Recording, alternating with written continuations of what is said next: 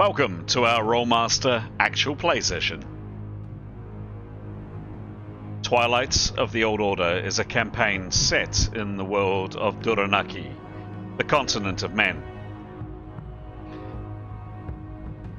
In this gritty, cutthroat world, politics, religion, and commerce are all intertwined and reign supreme. Characters need to be both smart and ruthless to survive. We hope you enjoy our story, and, as always, may the dice roll in your favor.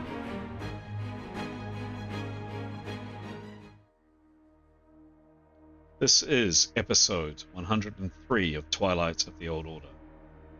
The Twilight Party has entered the free city of Jebairitana and is formulating a plan to connect with Jaasir al-Hafiz, the leader of the ruling Solar Council, for potential assistance.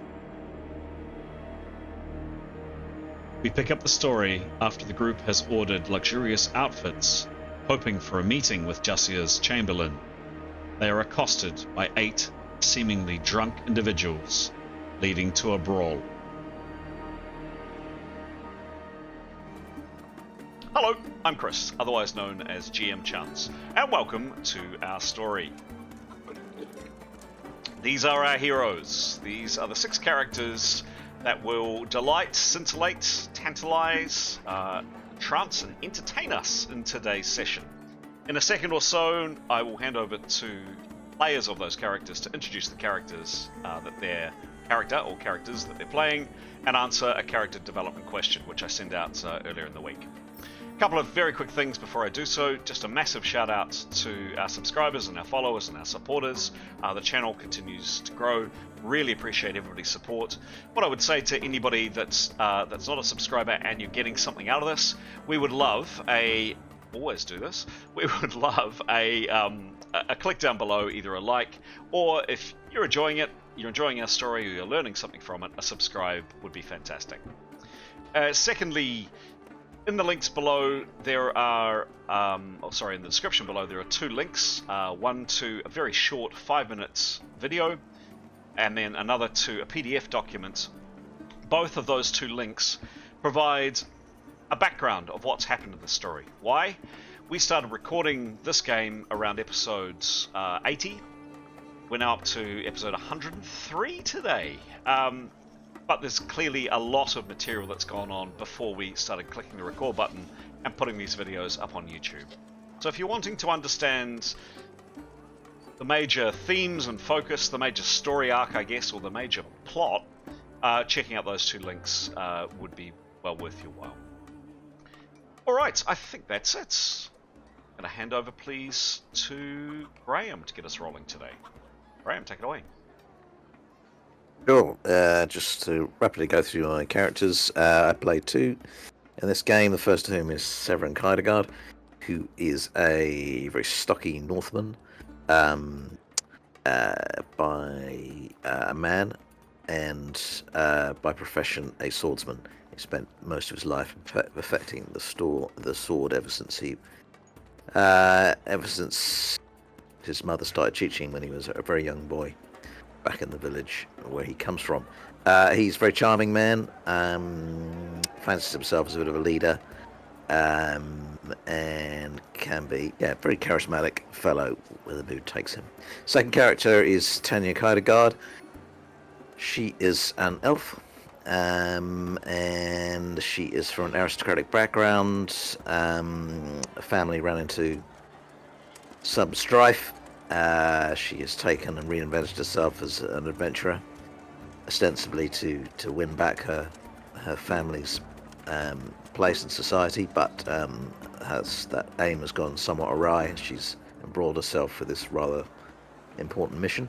She is a hunter by profession and very adept with the bow. And your questions? And the questions are... have you ever secretly disagreed with the party's decision? In terms of Severin, historically, absolutely. When this band of people came together, There were frequent disagreements. We had a very odd mix of characters. We still got quite a mix of characters, but I think their ethical alignment was way off when we started. And yeah, there were some serious disagreements and actually a few near fist fights when we first started. That was just amongst the players. No. Yes. In terms of Tanya, yeah, I mean, I think she frequently disagrees with a lot of decisions, particularly the ones that Severin makes. She kind of, when he speaks up, as she normally does, she's sort of almost inclined to sort of disagree with him before he's opened his mouth. But generally goes along with it sulkily anyway. Excellent, thank you. And who are you throwing over to, Graham? I shall throw over to Pete. Thank you. Kia ora, I'm Pete, and I'll be playing Nicholas. Nicholas is a magic user. He's a mentat, so he uses mentalism spells. He's quite an unassuming and mild-mannered sort of fellow. He is a common man, or more specifically, his sort of racial identity is Mara tribes, which leads into the question of what's a taboo that he's broken. His family is 4 generations ago they were living with the tribes near the place where he comes from, near the city he actually grew up in. But since then, his family has moved to a city and moved sort of into a different culture, the Thracian culture, which is a bit more Western, a bit more sort of civilized, big cities, that sort of thing, less tribal. And in that time, his family has still honoured the old beliefs of the Mara tribes. But in particular, Nicholas's father and Nicholas have made the decision to become more academic and have chosen to move away from those sorts of things. That's what's led Nicholas on this out into the world, was that a Mara tribe, a tradition of the Mara tribes or these sorts of people, is for someone to come in as a rite of passage to come and steal something from a family or a rival family. It's called a werehull, and then a person from that family is supposed to chase this person and is able to kill them without recrimination, and to retrieve the item. Someone came and stole something from Nicholas's family, and Nicholas is very begrudgingly doing this. Very begrudgingly, because he doesn't hold with this, uncivilized traditions. But he left his hometown, and that's what led him onto this adventure. I suppose he's broken a taboo somewhat in that he's sort of disregarding that quest now. He's just not interested. It's become secondary. I mean, perhaps with good cause. Seems that he's now trying to prevent the end of the world, as we know it. perhaps that does take priority over this sort of eccentric, what's the word? Superstition of his people. Yeah. But his family would certainly see that as being a bad thing for him to have broken faith in this werehull tradition. Cool. Thanks, Pete. We'll pass on to Askell, please. Whoops. Yeah, kia ora everyone. I'm playing 2 characters today. First up, I'm playing my own character, Askell, or Askell for short.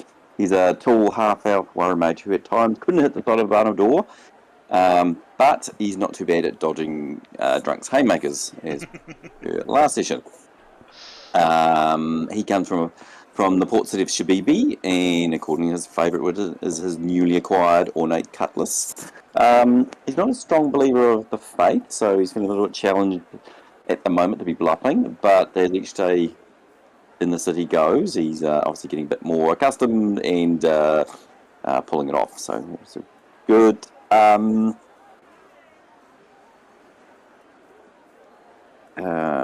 that was one of the questions. It was, have you secretly disagreed with the party's decisions? What did you do? Well, not necessarily disagreed, but he can at times be a bit impatient. So when they're in between, he's decided on a couple of times to go off on his own, and have a look around, which didn't come out too well the first time he did it. Went off exploring and fell down into a box spike trap. That was fortunately recovered and managed to miss most of the spikes and spears, so You we're lucky. You were so lucky in that. Seriously, I think there was a chance of 1d10 or 1d15, 1d20 spears, and you got one. You were very, very lucky. Very, very lucky. But that's Eskel's just a little bit of impatience, and he did it later on while they were there as well. But also today I'm playing Grey on behalf of Aiden, who's away at the moment. Grey is a silent, rugged, muscular, and handsome half-elf beastmaster who's very in tune with the wild. Grey is also very fond of his large axe, but is also comfortable in flexing his pecs to deter would-be attackers, as demonstrated in last session against the drunks, just his general presence. As far as what's a taboo he's broken, probably eating his animal friends. So, Right. I guess he's conflicted. Is he vegetarian? Yeah, but obviously some of the animal friends are also carnivores. So yeah, a little bit of internal conflict for someone that is not necessarily that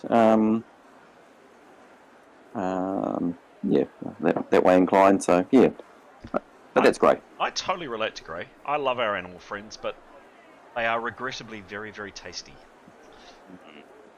Thank you very much, Anthony. Last but not least, over to Stara.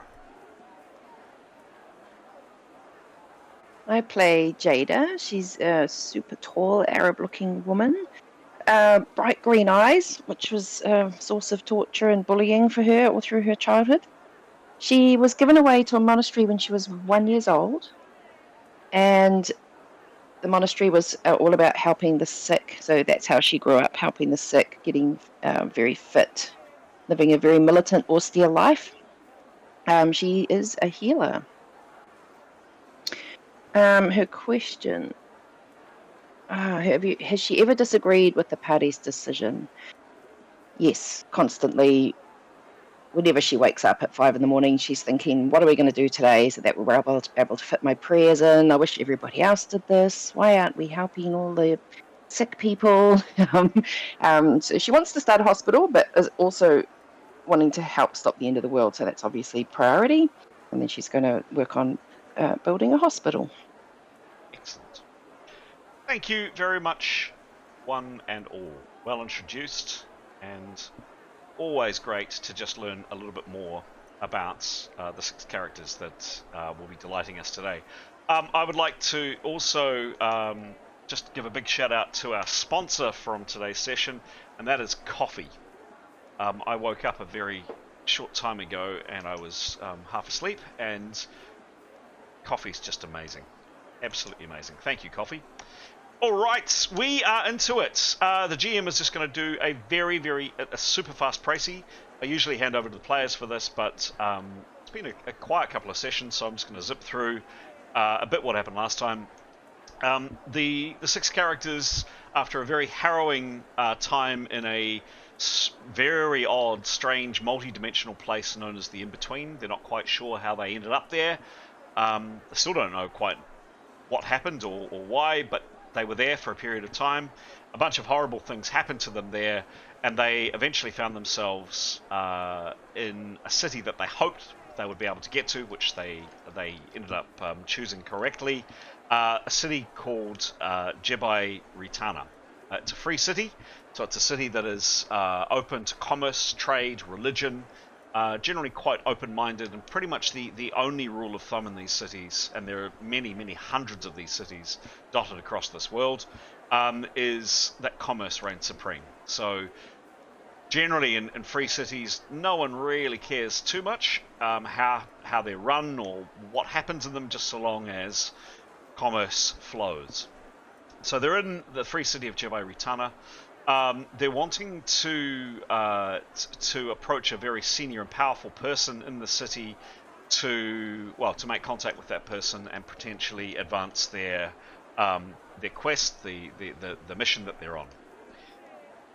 Just recently, last session, they decided they needed to upgrade their clothes somewhat, and they went to maybe not the highest ranking tailor in the city, but certainly a very prominent tailor, and spent a not inconsiderable amount of money, more than half a peasant's wages, annual wages, on some very, very fine clothes, of which they'll pick up in 3 days' time once they have been prepared.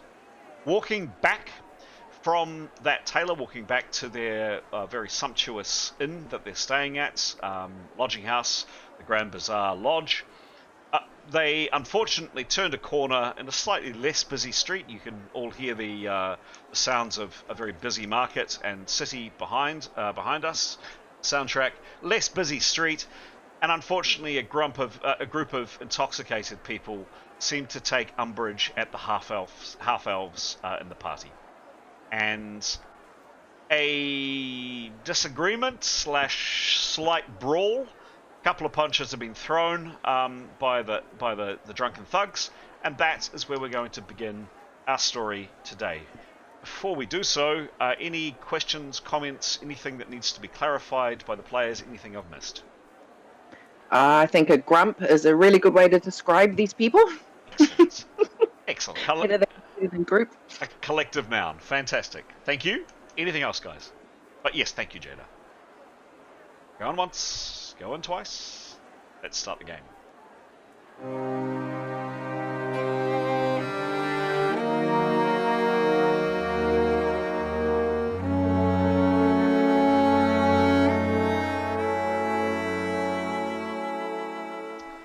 So here indeed is our alleyway. Whoa, crikey. It's quite exciting. Jada, you have quickly turned yourself invisible and nipped up this short flight of stairs into a corridor, and appears to be an entryway into a set of apartment buildings. This person here seemed to be mollified somewhat by Severin's singing last time, and has kind of stepped back a bit, doesn't appear to be particularly aggressive. These two thugs here are currently urinating against the wall at the back, don't appear to be particularly concerned. This guy here has swung a punch at Askell, definitely dodged. This guy here hasn't been particularly aggressive as yet, and these two here are also seemingly quite aggressive towards yourself, Nicholas, one of which has whacked Nicholas pretty hard. Severin, this guy here has thrown a punch against you. That's where we begin. Start in rounds, so we're into a tactical situation, and we are off. We are rolling initiative, and Jada, you are first off. What do you do, please? Who's closest to me? Who's that on the... Who's in the group closest to me right now? You're there. Yeah. And So where is my people? Grey. I might just sneak over to Grey because I'm still invisible against the wall. And I guess I don't have to get too close to him. I'm invisible, but just to sort of say, hey, maybe just ask these guys what they actually want from us. Okay. Just using conflict management skills. Okay. Yeah. So this voice comes out of the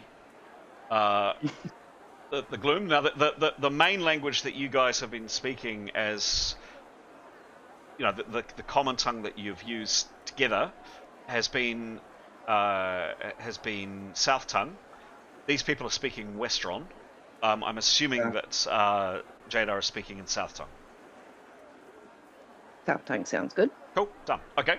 Anything else? So you've crept out from here. You've come along, and you've said to Grey, maybe ask them what they're wanting to do. Anything else from Jada? That's it for now. Done. I'll prepare for a shield. I'll prepare a spell for a shield. What is the distance? So remember, preparing a spell is a 90% action. Oh, and I've already used that some. Never mind. That's all right. Yeah. So you haven't moved far, but you've probably moved a little bit. Yeah. Far. Oh, good. Tanya, what do you do, please? Over here. Opportunity action. Mm-hmm. Obviously, she's tensed up. She might. I think she's just ready to defend herself if anything happens. she might just reach over and just behind her back and just loosen the top of her backpack Okay, so that it's open. sure. Done. But otherwise, just tense herself. And I think if someone comes at her, she'll obviously defend herself and fight back. Okay, cool. Right. Gray, not sure whether he hears the voice from Jada's Yeah, voice. it'd be Yes? right next to him. Yep. Yeah.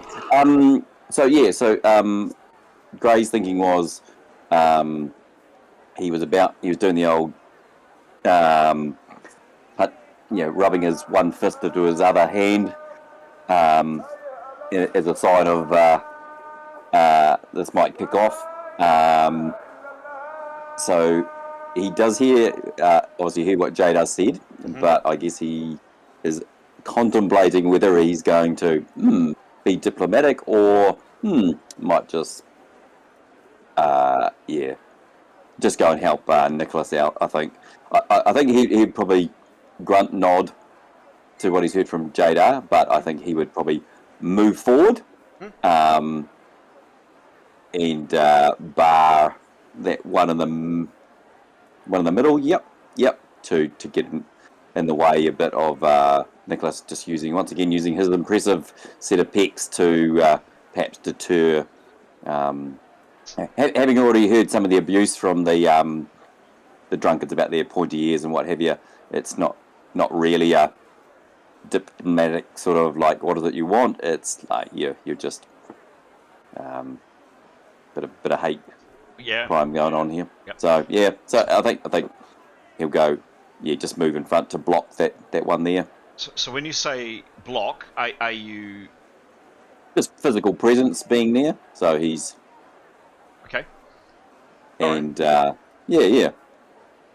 Okay, but and not taking an aggressive action. no, more defensive. So ready to at this stage. ready to parry with his brawling, basically. Yep. Okay. Yep. Oh, thank you. All right, thank you. Next up is Nicholas. Nicholas, you've just been walloped. What do you do? He will look gratefully at Gray, but is going to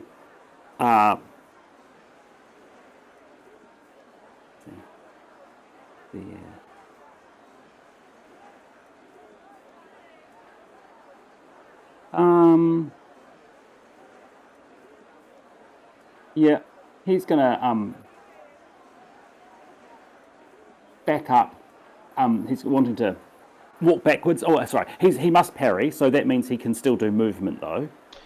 Sort of walking backwards carefully. That's just movement. That's not a maneuver. Sure. So, must parry this number of rounds. For X number of rounds, the target may not attack. They may only parry with half their OB. The other half, the only other actions allowed a moving maneuver, both modified by -25.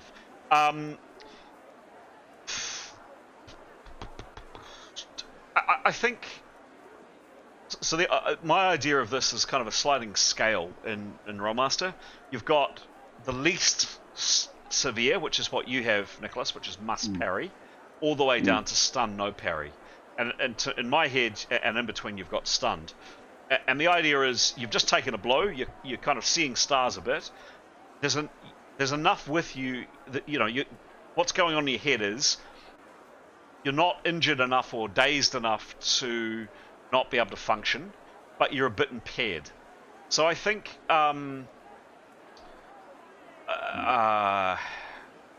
certainly if you're doing, I'm just talking this out. If you were doing a major maneuver, if you were doing something significant, then yes, I'd ask for a roll. I think stepping back, I mean, we are talking here, a matter of a couple of feet. Yeah, I'm not going to ask for a maneuver from that. Cool. So he'd want to go between Askell and Gray. He's, putting his friends between him and the danger, basically. He'll put his hands up and he'll just be not quite yelling, but pleading, stop. Okay, actually, at that, I am going to ask for a maneuver then, because Askell is under attack, and presumably he's dodging and weaving. Grey is more static, so there's a chance that you could be knocked over, Nicholas, or something could happen if you're wanting to go in between them. If you're just wanting to put a little bit of distance to go to there, no problem. But if what you about going right back next to Tanya, right against the wall? Yeah, I think that's quite a bit of it, comparatively. What is that? It's 10 foot. Doesn't the negative 25 on his movement just mean he takes 25 off his full movement? That's one way of doing it, or a negative 25 on a maneuver roll. Yeah, but sometimes, yes, that's probably fair. But because he's already in the negative, he's feeling a bit woozy due to hit loss. He's not going to try. Whatever he doesn't want to do a maneuver. Yeah, got it. But fair call. If he's just moving, and particularly a short distance, we're talking 10 foot. I'm happy that the negative 25 would go in for his movement. Yes, he could stagger back here and put his back up against a wall. Oh, yep. Thank you. And he'll be hands up in front of him, looking as small as possible, and just saying, "Please stop, basically. Okay. What do you want? Please stop." Done. Cool. Thank you. Okay. Thank you, Pete. This guy. So these two have been going about their business against the wall. That was before some punches were thrown. This guy spins around. Still going about his business rather unsavourily, and turns around and is just kind of staring stupidly with his pants half down, staring at what's going on behind him. Just turn around. Next guy.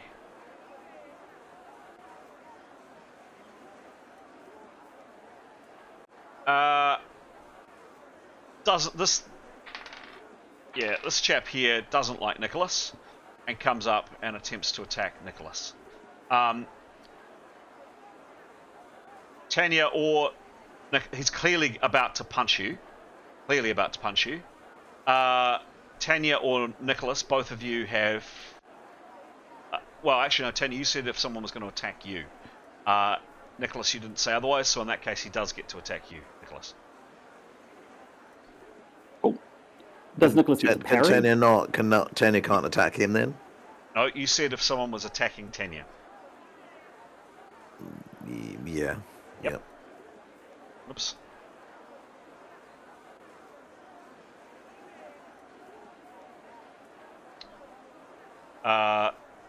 What was your question, please, Pete?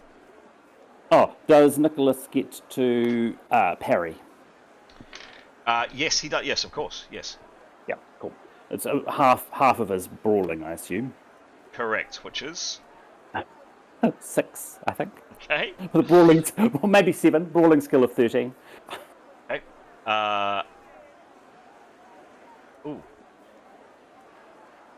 Now he's moved. This guy moved to attack.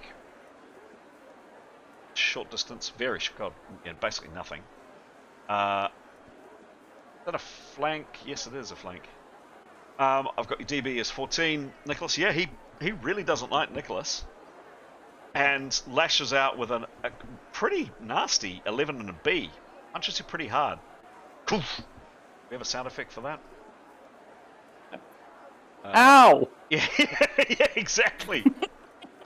Exactly. Do we have? Yeah, here we go. Oh! That's a nice meaty punch, isn't it? Smack. 11 and a B, rolling the B. Again, this happened last time. He was aiming for your head. Now, by the way, some of these people are definitely intoxicated, and they do have minuses to their roll. However, he seemed to roll pretty well. He punches you in the chest, Nicholas. You must parry next round at negative 20, and plus 7 hits. Cool. And it was that negative that you had was only for a round, I think, Pete, wasn't it? Yes, it was the same result.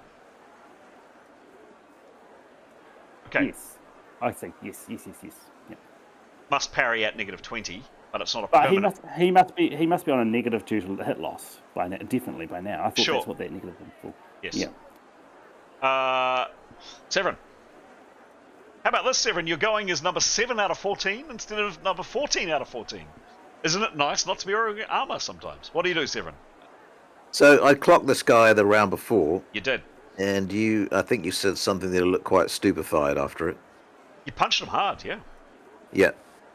So in terms of the response to that punch, what did I garner from that? You punched him hard. Right, but I mean he's on his feet. He's on his feet. I'll tell you if he fell over. Yep, he's definitely still on his feet. Yep.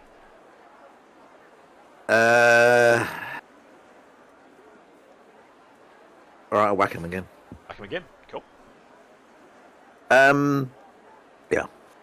Tick. Just one tick.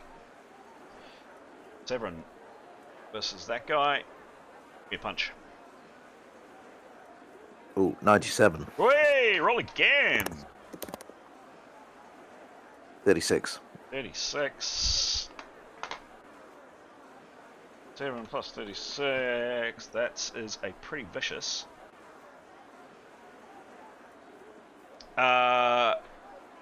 Wallop.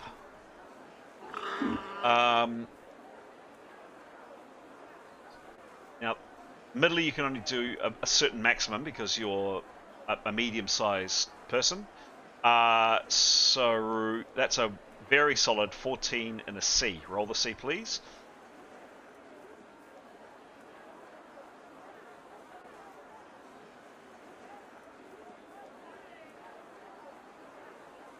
$83.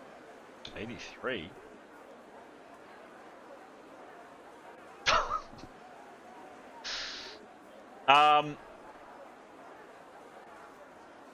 So you actually don't punch him, Severin. You kick him, and you kick him in the foot. He screams like he really yells. That absolutely effing hurt. Wallop. He's in a lot of pain, and he's in a lot of pain, and he kind of goes white. No additional hits or anything? No additional hits. Oh, okay. But you hurt him good. Like last time, you whacked him hard. This time, crunch. I think you did him some serious damage there. Askell. Yeah, right. Seeing everything unfolding for Askell, around Askell and what's going on, he, the one closest to him, to his right. This one here was the one that punched you, or tried to punch you. Yeah, tried to punch me. It's time to, I think, unleash some whoop ass. Okay. So he is just going to use his martial strike. Nice. And it was Against number him. 2. Yeah, go for it. Do you need the description? It's a bit unclear what it is, but he's martial arts striking rank 1. No, I've got it. I know what it is. Cool. Good, because it's confusing on what the hex it's talking about. No, I've got it. 74. Oh, nice. Good rolling from the team today. And he's plus 48. Plus 48. Yes, I've got that. Crunch. Yep, that is a very solid 15 and a B. Roll the B, please. 15 and a B. Okay.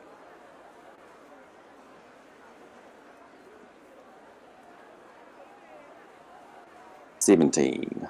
17. Damn. Another 5 hits, and if you're fighting with this person for the next 2 rounds, you get to attack first. So he does not. You have the initiative for the next 2 rounds on him. So if we get to the next couple of rounds and I say he goes first, please remind me you get to attack first. Another 5 hits. Wallop. Yeah, okay. Sorry, I dropped out. momentarily then. Oh, okay. So you have the initiative for the next 2 rounds.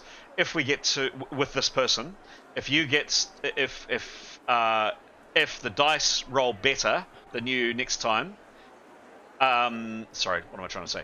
If he rolls better than you next time, please remind me that you have the initiative for the next 2 rounds. Okay. You got it? Sweet. Cool. Sorry, I missed what the B did.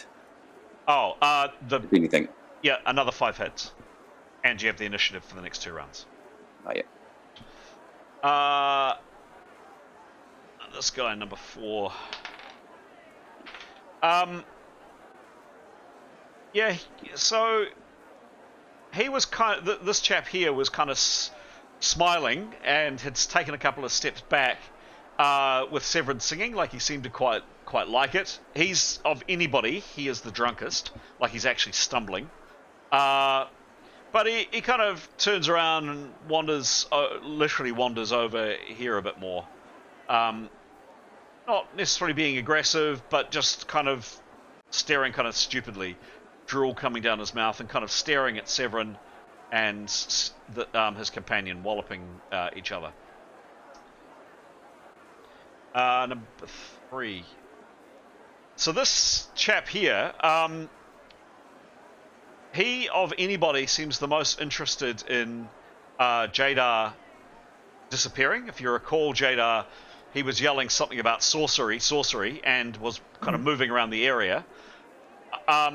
He'd kind of forgotten about it as things kind of unfolded, but then suddenly this voice has just come out of thin air right next to him. He doesn't understand what you said, Jadar, but he's certainly heard the voice. And he starts thrashing around Jadar, waving his hands, trying to find where that voice came from. So he heard you, Jadar, as did Grey, and he's trying to find you. Can you please make Jadar I'm going to say, being quite vigorous with his attempts to try to get you. Can you make a hard maneuver roll to avoid his hands connecting with you, please? This is an all or nothing. 62. 62, cool. Plus your agility of? Plus 14. Lovely. 76. So, Jada, you have a 60% chance. Roll again, 60 or under, of avoiding him. If you roll 60, under 60, you've done it. 54, just. Nice, just. So he comes up here, he's heard you. You see him, maybe he's a bit slow because of his intoxication or whatever. He flails his hands around, desperately trying to find where the voice came from. He doesn't manage to get you. Manage to avoid him. You. Nice work, Jada. 5. What does this guy do? Yeah, he attacks Grey.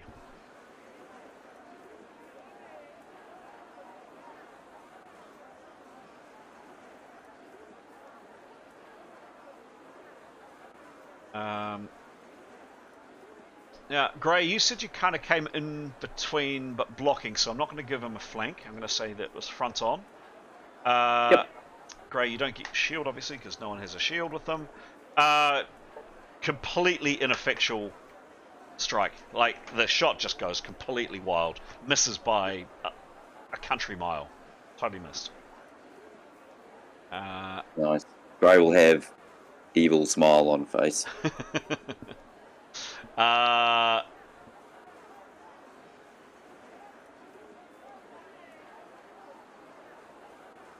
This one here, the one that I tried to attack you, Askell, does the same again.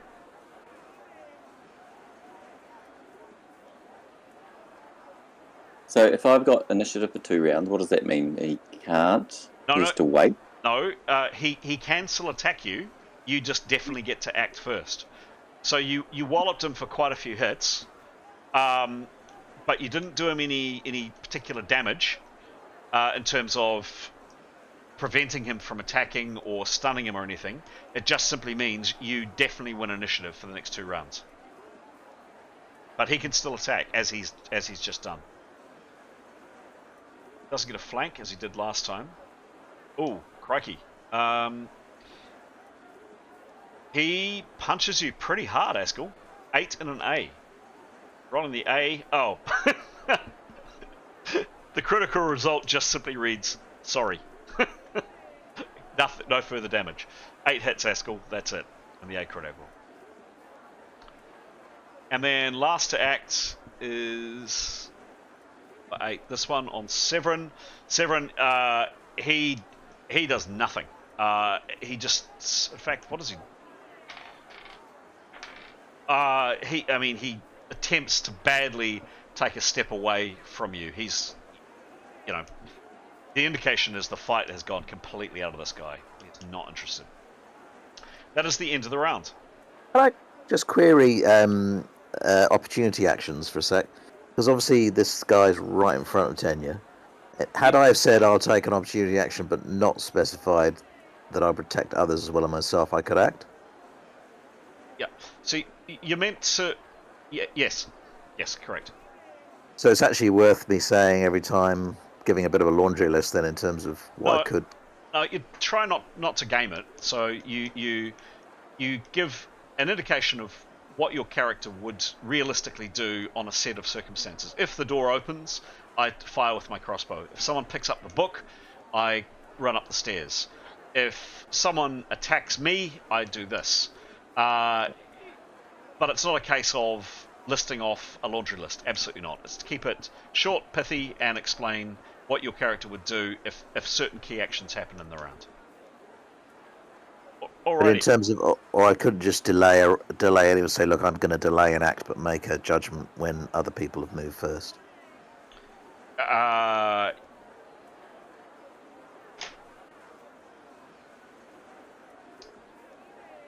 No action. Any action may be delayed by declaring an opportunity action. No other action may take place until the opportunity action is resolved or cancelled.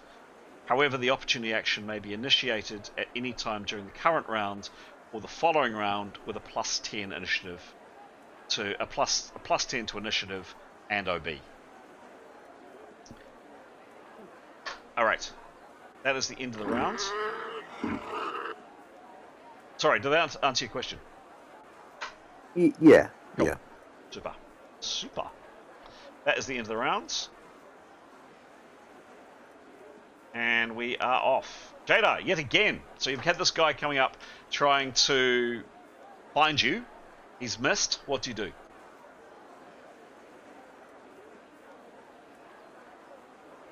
I think I'm going to run off and find law enforcement. All right. I don't want to get hurt. Okay. I know I look like a chicken, and I want to help, but I don't want to get hurt. There's too many of them. Sure, fair enough.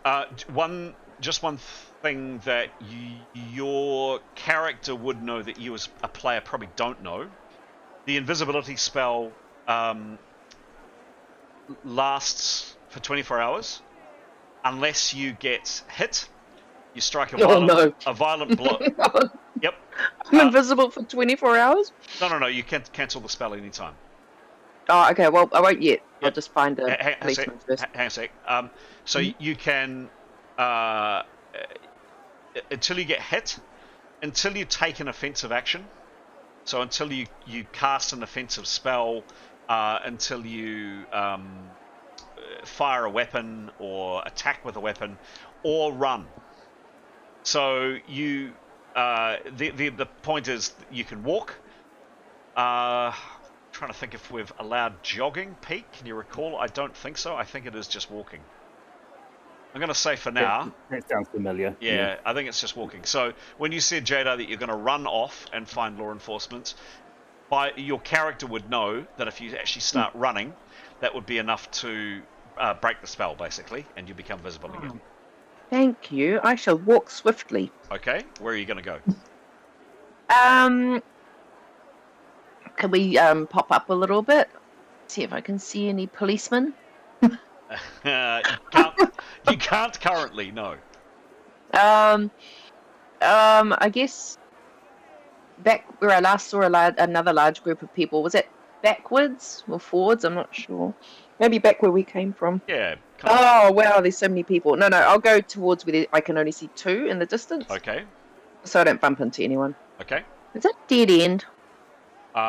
You did walk this way before. No, you think you can Okay. find your way out. Okay, thanks. Okay. So you're gonna walk up here. Okay. As far as I can go, yeah. Sure. Careful, don't bump into them. No, we don't want that. Don't want that. 50 foot. You can walk approximately. What's your base? Well, it doesn't really matter. But approximately 50 foot. So, yep. Walk your way up here. Better say you can weave your way out, and we'll come to you next round. Done. Thank you. Askell. Yeah, so he's ready to karate that guy in again. Go for it. I guess didn't really talk about it last time, but he's not obviously intending to try to kill him. Okay. He's just trying to knock him out, because obviously, or beat him into submission, because obviously you don't need to kill anyone in this area. They're obviously drunk and what have you. So that's his. Okay, so just on that, for you and anybody else attacking, you are using comparatively non-lethal attacks. So the criticals that you've rolled. So for example, Severin just rolled an 83, which would, using a weapon, that would be, and a C critical, that would usually be fatal. This guy, the person that Severin attacked, is still on their feet. So the critical results are typically non-lethal, but they can kill. So if you wanted to be sure that you wanted to do no fatal damage, you can minus your attack by 20, and then any results that you get on the critical, you can modify to a non-lethal result. So for example, if you rolled 100, which even on a typically less powerful critical table, which this is, you would end up knocking the person out rather than breaking their neck. So your call if you want to minus 20. Thus far, and with brawling, the chances of you doing a fatal blow are definitely slimmer anyway, but it can still happen. So your call whether you want to modify it by 20 or not. Okay, yeah. Does the martial arts, is that somewhere in between? Like, you don't want to... Martial arts is more dangerous, actually, typically. Yeah. Yeah. So brawling in these rules is, basically untrained fighting. So kicking, punching, biting, whatever, or picking up an object and smacking someone with it, picking up a tankard or a chair or whatever. Any of that would be brawling. So anything kind of untrained and using objects around you. The martial arts striking is, but that said, if you pick up a chair and you smack someone with a chair, the critical result could be more dangerous than just simply punching them, of course. The martial arts striking is actually training. So that is spending time learning and practicing how to deliver and take punches, and therefore is more dangerous and more lethal. Potentially more so. Yeah. I'll go one more round just full on, Okay, and then we'll see how it goes for next round. sure thing. If he's not down. Cool. All right.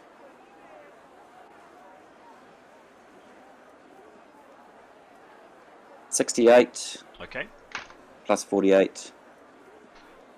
cool. That's 15 in a B. Roll the crit, please. Okay.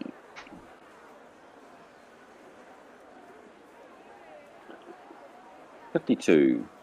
52. Bocco! Strike the foe's chest. Stuns him 1 round, 6 hits. Haskell. How do you want to do this? Goes down. Yeah. That was a nice little karate chop to the solar plexus or whatever they used to talk. Yeah. Then he'll obviously spin around and ready to karate the next person. Done. He is down on the ground, killed, in inverted commas. He's not dead. Killed, in inverted commas, first level. So, And Esker would probably let out a bit of Bruce Lee, like, yo. ah! Excellent. Very good. Nice work, Askell. Nicholas. Discretion being the better part of valor. Up against the wall. What do you do? He can't do anything. He's just must parry. So Yes. Okay.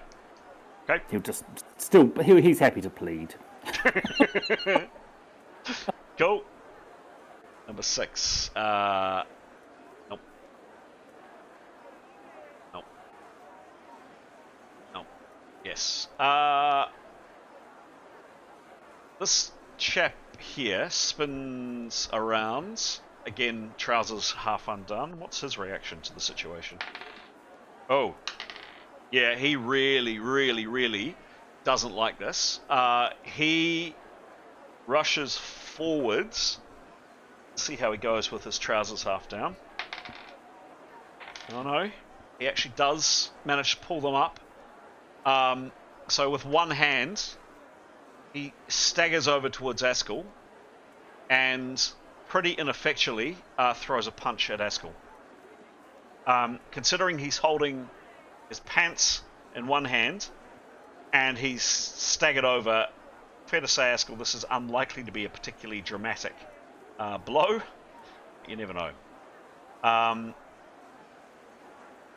more worried he might get urine on me. Yeah, actually, oddly enough, he He's still urinating? he rolled pretty well, actually. Even with a, I'm gonna give him a negative 50. No, negative 40 is fair. Yeah, no, he glancing shot. He probably did manage to sprinkle some on you, sadly, and just absolute glancing blow of 5 hits, Askell. So he yanked his trousers up, kind of staggered over, and lamped you. It's the only thing he yanked. I'm surprised at that, because I gave him a negative 40 to his attack. Tanya, what do you do, please?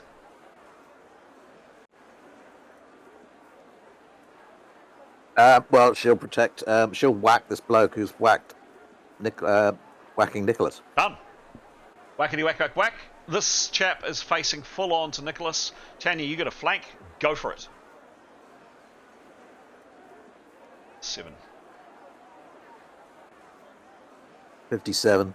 57. Lovely. Not with your short sword. No, just brawling. Yep. That would be overkill. Yes. And I have you for 30, correct? I think. Yeah, that's yep. right. Yeah. Thank you. He doesn't have a shield. Yeah, nice. 8 and an A. Roll the A, please.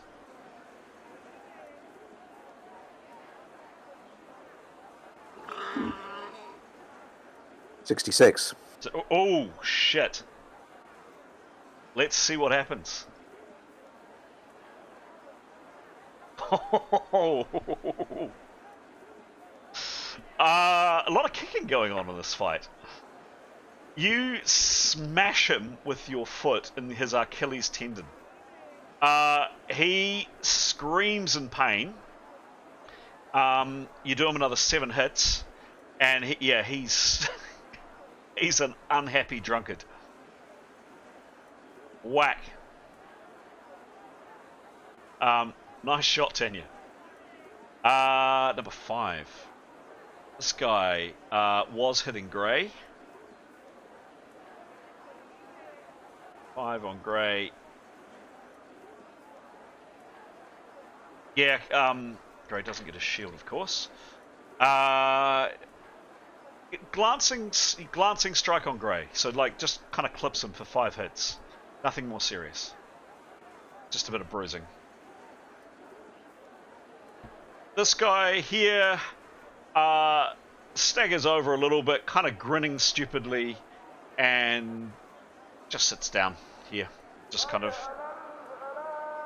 yeah, just sitting down in the middle of the street, just watching what's going on. Great.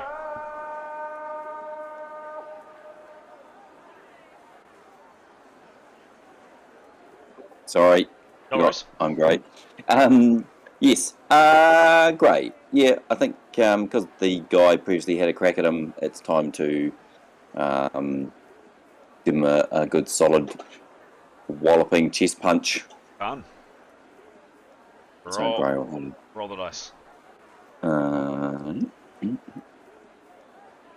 Grey, come on, Grey. 95. Roll again.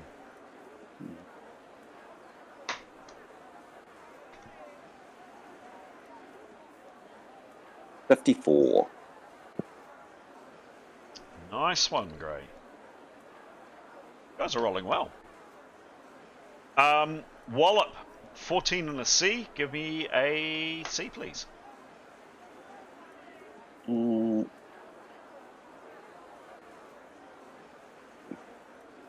32.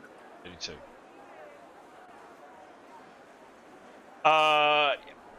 Punch him in the ribs, and another 6 hits. Yeah, he kind of reels back. You've definitely heard him.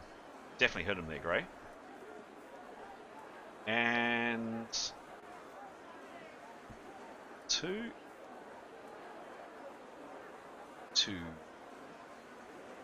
He's out.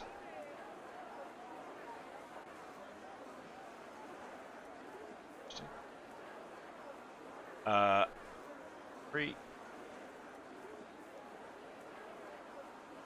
Yeah.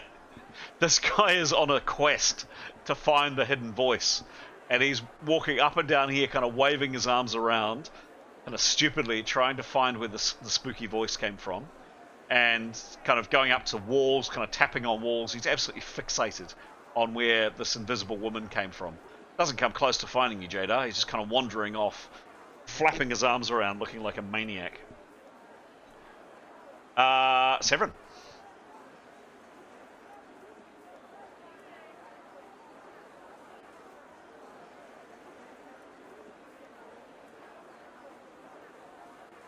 So there's a guy in front of him who's fighting Grey. Yes. So he'll move and hit him. Okay, cool. Distance of pretty much nothing. 6 foot, yep. So a tiny movement penalty. You've definitely got, I would say, probably from here, you could attack. Not quite. No, you could get him rear. I'm happy for you to get him rear if you want to. I suspect you do. Yeah, why not? Yeah. Cool. So he is number 5. Cool. 53. Cool. Thank you. Facing rear, 53 was the roll. Doesn't get any kind of DB because he's facing Grey. Yeah, massive attack. 14 in the C. Roll the C, please.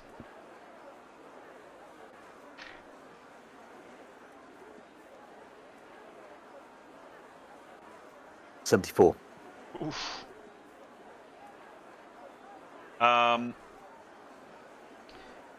Strike him in the lower leg, and Severin, how do you want to do this? Oh, good. Yeah, well, I'll take him out. Yeah. Whatever it was, a leg sweep or something. Okay. He's down and he is unconscious. He was killed, in inverted commas, rank 1. You haven't killed him, you've knocked him unconscious. Can I speak as well? The 3 words, yeah.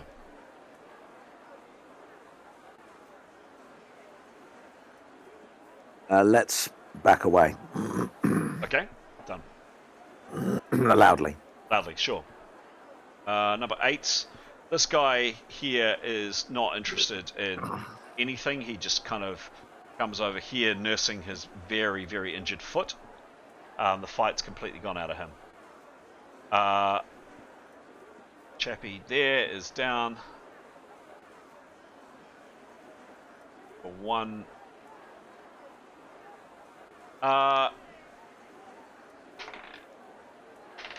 Yeah, he suddenly becomes interested in what his companion is doing here, trying to search for the invisible woman. And he starts yelling at his friend, "What are you doing?" And he yells back, "There's an invisible witch around here. We got to find her." And this guy, with one hand kind of pulling up his trousers, starts flailing, trying to find the invisible witch around here too. He's not particularly interested in brawling. That is the end of the round. Rolling initiative next round.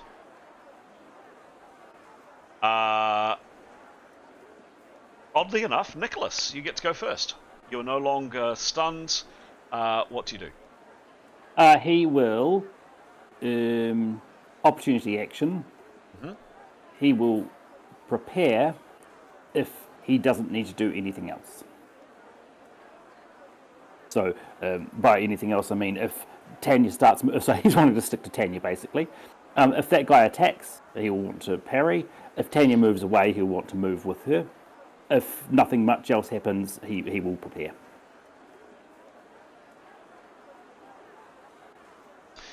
Yeah. I am wondering if I'm letting a little bit too much leniency in for opportunity action. Opportunity action is a 90%. So out of 9...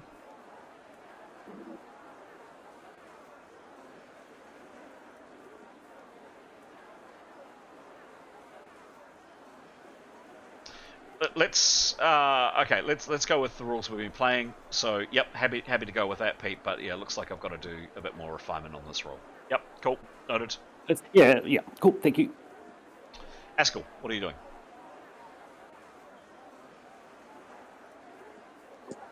All right. He's down. So I guess that the next chap that's with his hand on his britches. Yeah. It's time to karate him. Cool. Give me a roll, please. Yeah. Okay. 64 plus 48. 48. Doesn't get a shield. And I'm gonna say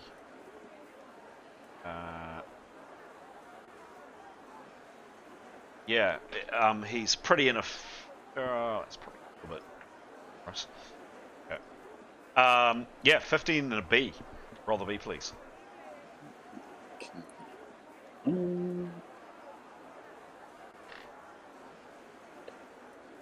56.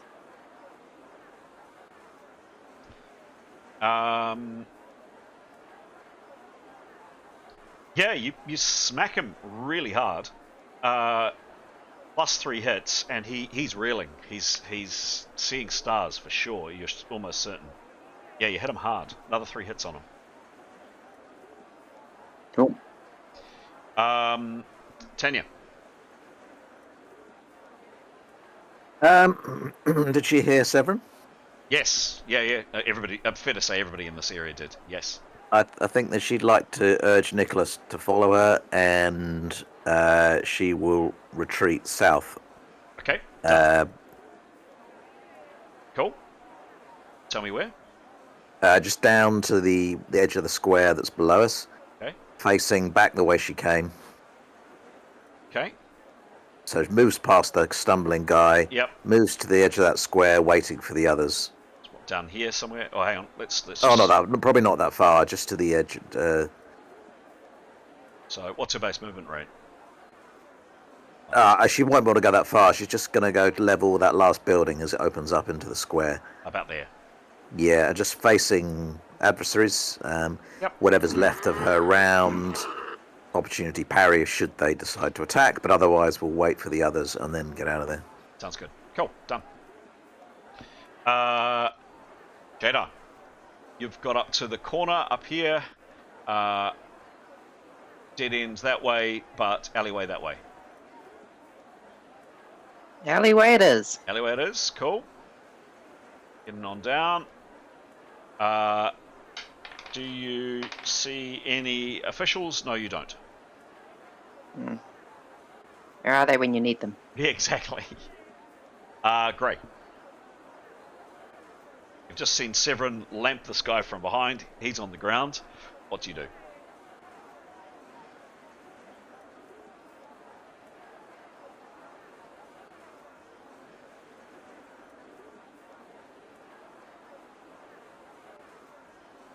Hello, Gray. Sorry, I did it again. Come on, Aiden. Yes. All right. He's down. Sorry, could you zoom it? Is that the token just flipped upside down? Yes. Oh, yeah. Yeah, Yep. sorry, I thought it was another dude. So if he's down and out, then that's Severin behind him. Yeah, Gray would probably just look to move to the next person that's knocked down. So it's either... Okay. Probably some kind. I'd ask for some kind of either full perception roll, 30% action, or a 10% 10% at a negative 20, just to have a look around to figure out what's going on. So you're looking this way, so you're facing in this direction, Gray. You don't necessarily know what's going on either behind you or to your side of you. Yeah, I think I'll do a full perception roll. Done. Give me a roll, please. Yeah, we'll do that. Well, mate, this is unmasked. The player knows what's going on. Yep. 98. 90, gee, wow, you're rolling really well. Give me a roll, please. 82. Okay. So you... He knows everything's going on. you do. You really do. So you spin around, you glance either side, you see Nicholas up against the wall here. This chap here kind of, his arms are kind of at his side. He doesn't look that aggressive. This guy in front of you, the fight's gone out of him. He's sitting up against the wall, nursing a very sore foot. This chap here, sitting on the ground and kind of grinning inanely. There is an aggressor directly behind you on fighting Askell. These two here are both kind of giggling and laughing and trying to find the invisible witch, and clearly are no longer interested in the fight. What do you do, Gray? So there's one aggressor that you can see. Yeah, I think he would spin around and try and incapacitate, grapple that one behind him. Okay. So you've used 30% of your action to look around. To move up to him is virtually nothing. So you move up to him and say 40. Have a preference of either side, doesn't matter. Left, yeah. Oh, okay. So you can attack with 60% of your action if you wish. Yep, we'll do that. Cool. Give me a roll, please. And I'll give you a flank as well. 61. 61. If you can figure out what 40% of his attack is, that would be handy. Approximate. So that's his bonus? Yeah, yes. Okay, so 29, 60% of 29 is 15, 16, call it 18 maybe. There you go. Yep. Done. Doesn't get a shield. Yeah. Crunch. 10 and an A. Roll the A, please.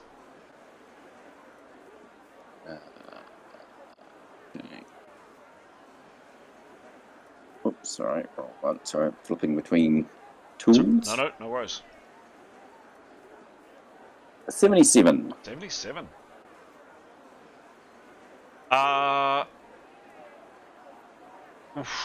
Lots of kicking. Lots of kicking here. So, Gray, you kick him somehow in his shield arm. And that was a very, very solid. And he screams. Absolutely screams at the top of his voice. And you do him another 6 hits. And his arm is now at a very weird angle. Nice. Yeah. Didn't like that at all.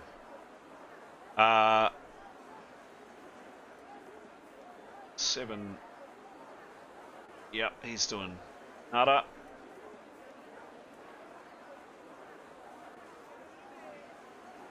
Yeah, he is in real pain. Gray, he kind of staggers a step or so back, it's minimal, and he's not looking like he's a threat anymore. Hope he got to pull his pants up. She probably didn't. His pants probably dropped. With the they would have actually, because let's assume he's right-handed. He's holding onto them with his left hand. No, his true are down around his ankles. Trip over. He probably does. Severin, you've seen Tanya walk past you. Yeah, what do you do? He'd like to. Well, one of a few things. He'd like to join Tanya. Yep. Can he try? Not likely to succeed. Can he try a leadership role, please? Yeah, sure. He'd like to call out a retreat. Cool. Give me a roll. 48. 48. And he's only plus 30. Okay. Cool. Let's see. Just a second.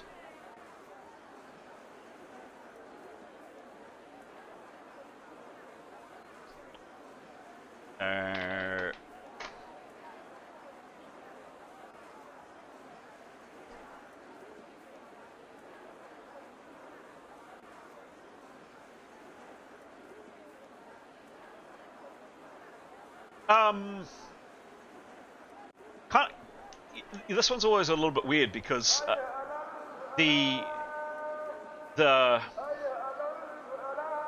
chart, I guess, is referring typically to an NPC or non-playing character. You're trying to influence the behaviors of playing characters, and they ultimately have agency over what they do, generally. But I would say you step back a couple of paces. What does he say? Just other than retreat? Just time to go. Okay, cool. So you yell that out. All of your companions hear you. Probably... Oh, maybe not Jaasir. She's probably a little bit too far away. But certainly Gray, Askell, Nicholas, all hear that. And you are sounding convincing, and you're sounding authoritative, and, you know, they definitely hear that, and they hear that, you know, you're commanding them to do that, and you're serious about it. Ultimately, it is up to the players what they wish to do, but fair to say, Severin, you've definitely made an impact on them. That's probably about as far as we can go. But, you know, you weren't completely successful, but you made an impression. You got your message across. Anything else, Severin? No, opportunity. Obviously, if he's looking to move away. Doesn't want the authorities showing up. So. Yep, cool. Done.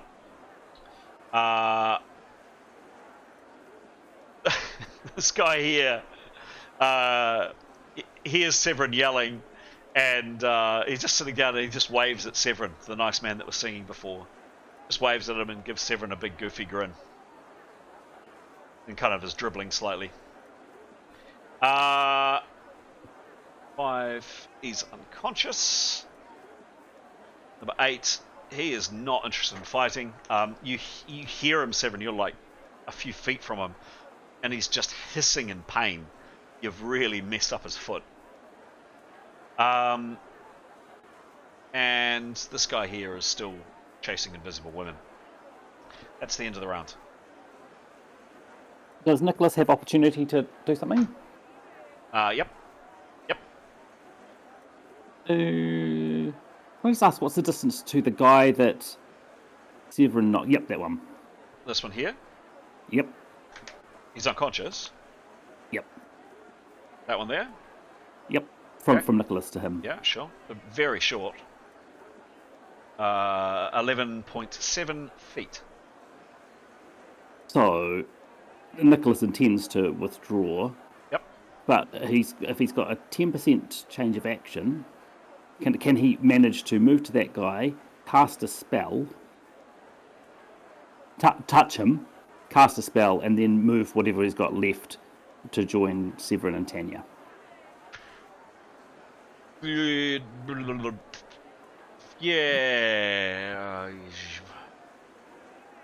I'm really not liking I feel like people are taking a bit of liberties with opportunity actions and then being able to cram what they like into them. I'll do some thinking about how it's going to work.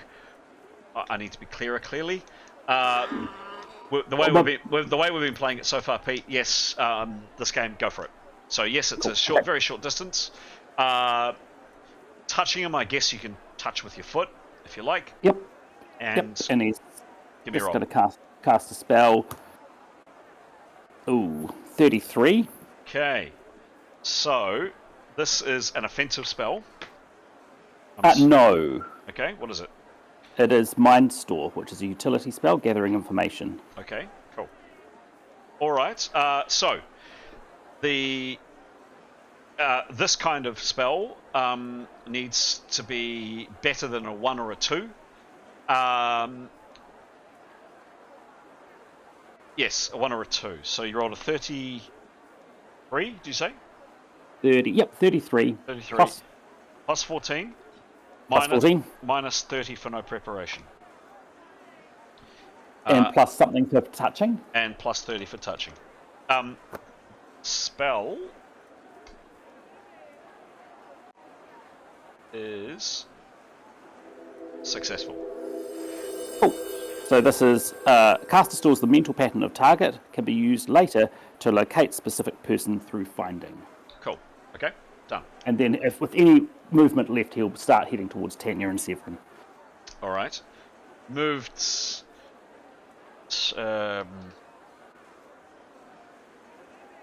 Yeah. Or at least look to be moving. Yeah, sure. You know, So- showing his intention.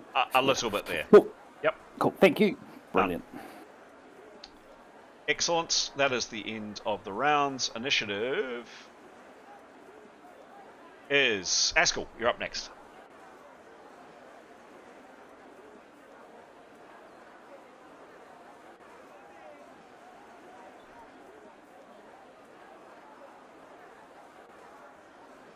Hello, Askell. Oh, Sorry. he did have. Oh no, you're back. Sorry. Yeah, sorry, I just had to take a quick phone call. No worries. Cool. I might have missed about Severin's leadership role. I'm not sure because you said you're away, and I don't know if you heard that result. New.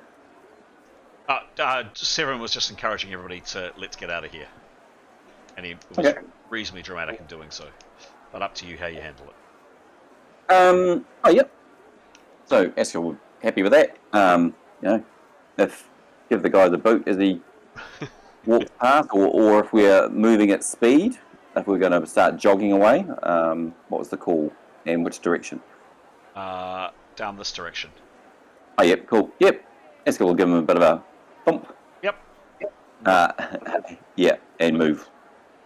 Cool. Done. Jadar, you move another. Just randomly selecting. Again, no sign of anybody. No sign of any authorities at this stage. Never one around when you want one. Anything else from you, Jadar, that you're doing? No. No. Okay. Gray. Yep, noticing Severin's call as well, and noting Askell has moved, boosted off. Grey will do the same. Friendly little double kick to who was on the ground, and then move with the rest. Cool. All right. And I'm going to say that's the end of the fight. So, Nicholas, you, in your turn, you join your companions and you head off. So just to quickly update, this guy here has a broken bone. You think he has? This guy here definitely has a broken bone. 2 unconscious. And this chap here is reeling. Don't pick a fight with the party would probably be a pretty good description. We'll come out of combat. The 5 characters without your healer are able to move into the crowds. A few people have gathered, so there was kind of a crowd that formed here, and these people that were here moved out when the fight broke out, and people were watching. you know, a couple of people kind of politely clap as you head off. No one impedes your progress at all. No one appears, you know, massively interested. Yeah, a few people are around, but it hasn't attracted like hundreds or anything like that. And admittedly, it was over in 40 seconds, maybe a minute all told. What do these characters do, please? What Severin will say when they've got together. Yeah, sorry, guy. I think we'd best let's not attract any more attention in the city for the wrong reason. I suggest we just put some distance between ourselves and this place. Get out of it. Just drop a few blocks. Okay. Agree. Eskel would probably just say, anyone seen Jada? I think she'll probably find a way. We'd probably guess she's got invisible rights. So. Yep. And Askel, you were aware of this kind of strange ethereal voice out of the gloom. So yeah, fair to say, out of the gloom. Sorry. Beside you. So yeah, you're pretty convinced that she's turned invisible. All right. So what now? What description of what the characters do, please? Well, I think we had a number of things that we spoke about last time, wasn't it? We were going to scour the city for any interesting items while we were waiting for the wealth for the recommendation to come through. And obviously Nicholas was going to busy himself in the library. Okay, cool. But immediately, like right now, after the fight, what do you do? Get out of here. Put some good distance between ourselves and this place. And going. Well, I don't think we'll maybe just head off in one direction that isn't the way home, and then take a 90-degree turn and go home from there. All right. Tanya will check they're not being followed. Okay, cool. As they take the turn, she'll drop back, go into a side alley, and then follow on behind the party, observing anyone who's observing them. Yeah. Okay. Cool. Could you give me a couple of rolls, please?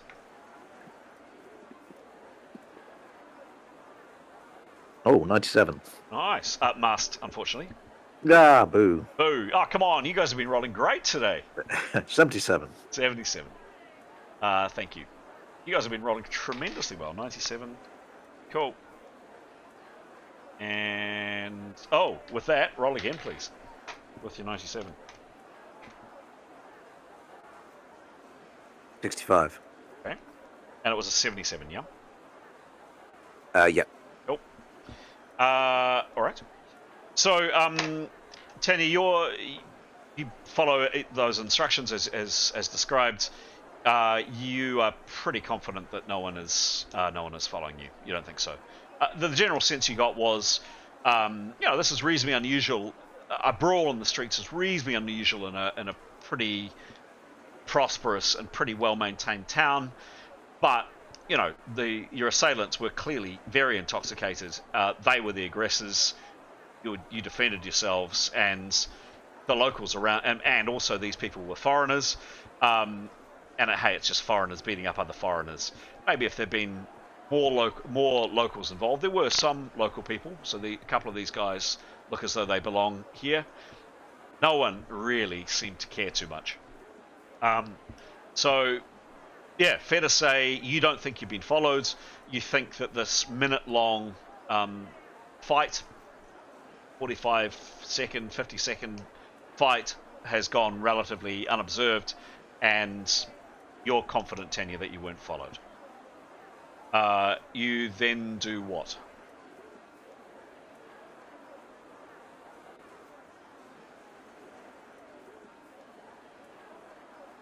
What do you think, folks? Anything on top of what we had already planned to do?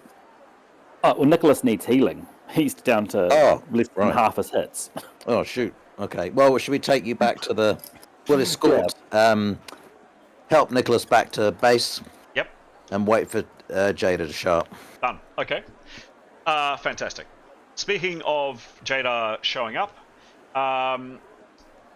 Jada, you... what's your general...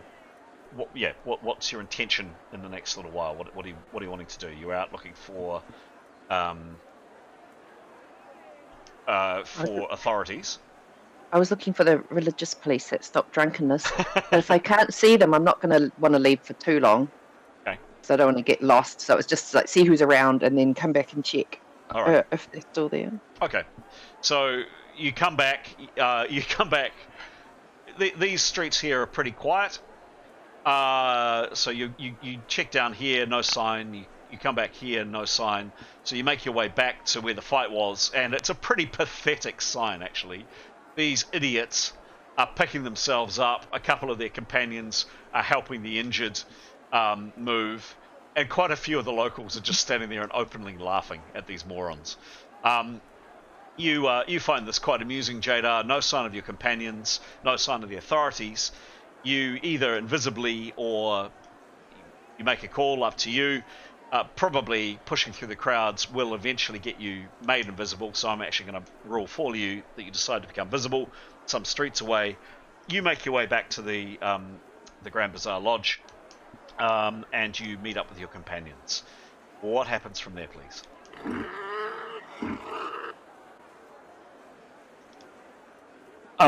Nicholas will ask Jada for some healing if she would oblige him. Sure. What sort of healing? Concussion? He's down. Yeah, concussion hits. Okay. I don't want to tell you your business, but I believe she's got that spell where she just needs to cast it once, and it's one per round, one hit point per round. But I can't remember what it's called. But whatever she wants, of course. So healing 1 is just a level 1 spell. Healed of 1 to 10 concussion hits. Will that do it, or do you need more? No, because he's 30. He's 30 concussion hits down. Oh, okay. Healing 5 I think it's called regeneration is the one. Regeneration. Reduces target's concussion hit damage by 1 hit every round, as long as caster concentrates. Okay. Yeah. Regeneration. Up to you. 'Cause, I mean, I suppose you could do multiple spells, and then that's more multiple experience points. But it's using your power points and. Yeah. No, that one sounds good. No. Let's do that one. So I need to roll. 1 or a 2 is a failure, otherwise you're fine. 51. 51. That is success. So Nicholas, you are now back on full hits. Much appreciated. Fair to say you're probably. Everybody else might have got some minor bruising. Severin, I think you took a slight hit. Askell, you took about 10 hits. Yeah, fair to say those are probably just bruises. Nicholas, you did take quite a bit, so I'm going to say you probably have lost some blood. You probably want to get yourself cleaned up a bit. Yeah. Yep, he'll do that. Can I just also interject just a little bit of thing, so just a point. This isn't related, but I think just that spell regeneration's got an asterisk next to it, Stara. Just out of interest, it's the same as shield. That means that you can cast it without preparation. I just thought that's a useful thing to you to know. Your shield spell doesn't require preparation. Just because it's instantaneous. Right, thank you. So any spell with that little asterisk sign next to it means it doesn't require prep, and it only takes 10% action. Great, thank you. Okay. Sorry to interrupt. Cool. So look, bit of narration from the GM here. You're back at the Grand Bazaar after quite an interesting day, getting some very beautiful clothes arranged and to be picked up in 3 days' time, and then some trouble in the streets. It's quite nice to get back to home base, as you termed it, and just relax and recuperate a little bit. Generally you've found this the city very pleasant, but a little bit of a there we go, a bit of an unsavory morning, afternoon for you. Bit of narration. There are several things that I picked up that the characters are interested in doing. Basically, passing some time in your very sumptuous surroundings, and basically waiting for several things.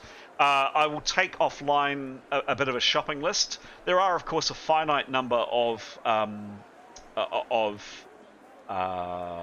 emporiums or places to go seeking enchanted items in the city. You've been to a good number of them, but I'll list out some of the others that over the course of the next few days, Askell or Jaasir being the translators if required, and other characters are going out to investigate, and I'll pop in slower time a bit of a list of other items that you and prices that you discover. As always noted, guys, if in a large city like this and with someone who can speak the language, for any items that are normal items, you just simply pay the city price. Just as a quick heads up, I think I mentioned a little bit of admin. Graham is kindly knocking together a much more user-friendly both XP sheet and also record of who's carrying what and what items we have. And Graham, I just haven't had the chance to get to it, but I will in the next few days for my edits. But once that's up, that'll be a really useful place to record in one place what characters have what items. So any purchases of standard items, non-magical, you just make as you see fit, but you do need to record them, please, and how much you paid for them. So some time. Can I also say Nicholas was keen to go with Jaasir to any other libraries or places of learning to look for spell lists. Should I just drop the 2 spell lists into the chat? Sure. Yep. Cool. Thanks. Yep. There are of course bookshops as well. Oh, he would be very keen and bookshops as well. So So don't forget the printing press has been invented about 200 or 300 years ago. And absolutely, printed text, this newfangled thing.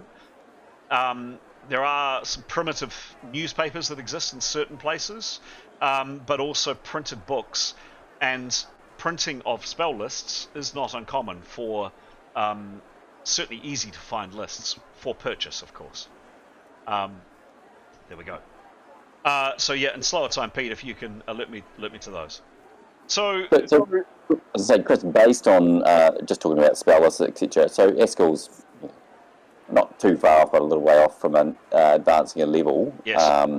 And one spell list what he had, but he needed to learn any advancing or new spell lists next time he was in a city. So now he's in a city, and obviously he reads and writes and speaks quite well. But what is it that Askell would need to do to prepare for learning another spell list when he advances while he's in a city? Right. It's a similar practice to what Nicholas has been doing. So just the way that learning spell lists work in the games that I run, up until 5th level, the thinking is that you've done so much training at junior levels, you've got in your heads enough study and enough knowledge to, once you go up levels from 1st to 5th, that you can roll based on the residual knowledge that you have at younger levels or earlier levels to make a roll to see if you learn a particular spell list. After 5th, the way that the game works is you need to actively go out and in game time study or purchase a list. So that means doing what Nicholas has been doing, going to a library or a place of learning and seeing if you can gain access to books or purchase books. As mentioned, there are absolutely places that sell printed books and gain access somehow to a spell list that can help you advance your knowledge. And you need to spend some time, and I always forget how much some time is, but I will document in the next little while offline how much some time is to learn lists. Your character needs to spend some time in game actually learning those spell lists. The trouble that Nicholas has been having is he's managed to find some of the lists that he wants to learn, but they're in different languages. So this is a town that speaks mainly Haradanian or Vastenspark, the Easterling language, neither of which Nicholas speaks. And the conclusion we reached last time, quite understandably, is Jaasir, while she does speak and read and does speak the appropriate 2 languages, she doesn't have a translation skill, nor does she read and write some of the languages that Nicholas needs to read in, so she can't act as a scribe effectively. In Askel's case, if you want to jot me down the lists that you're interested in trying to track down, I'll give you a percentage chance to see if Askel is able to uncover whether or not those lists are available in this city. As a general rule of thumb, prosaic lists, and I described prosaic magic last time, which is, for want of a better term, everyday magic. It's magic that you would find, people don't even really necessarily consider it magic. You'd use it for sometimes cleaning, or fixing fishing nets, or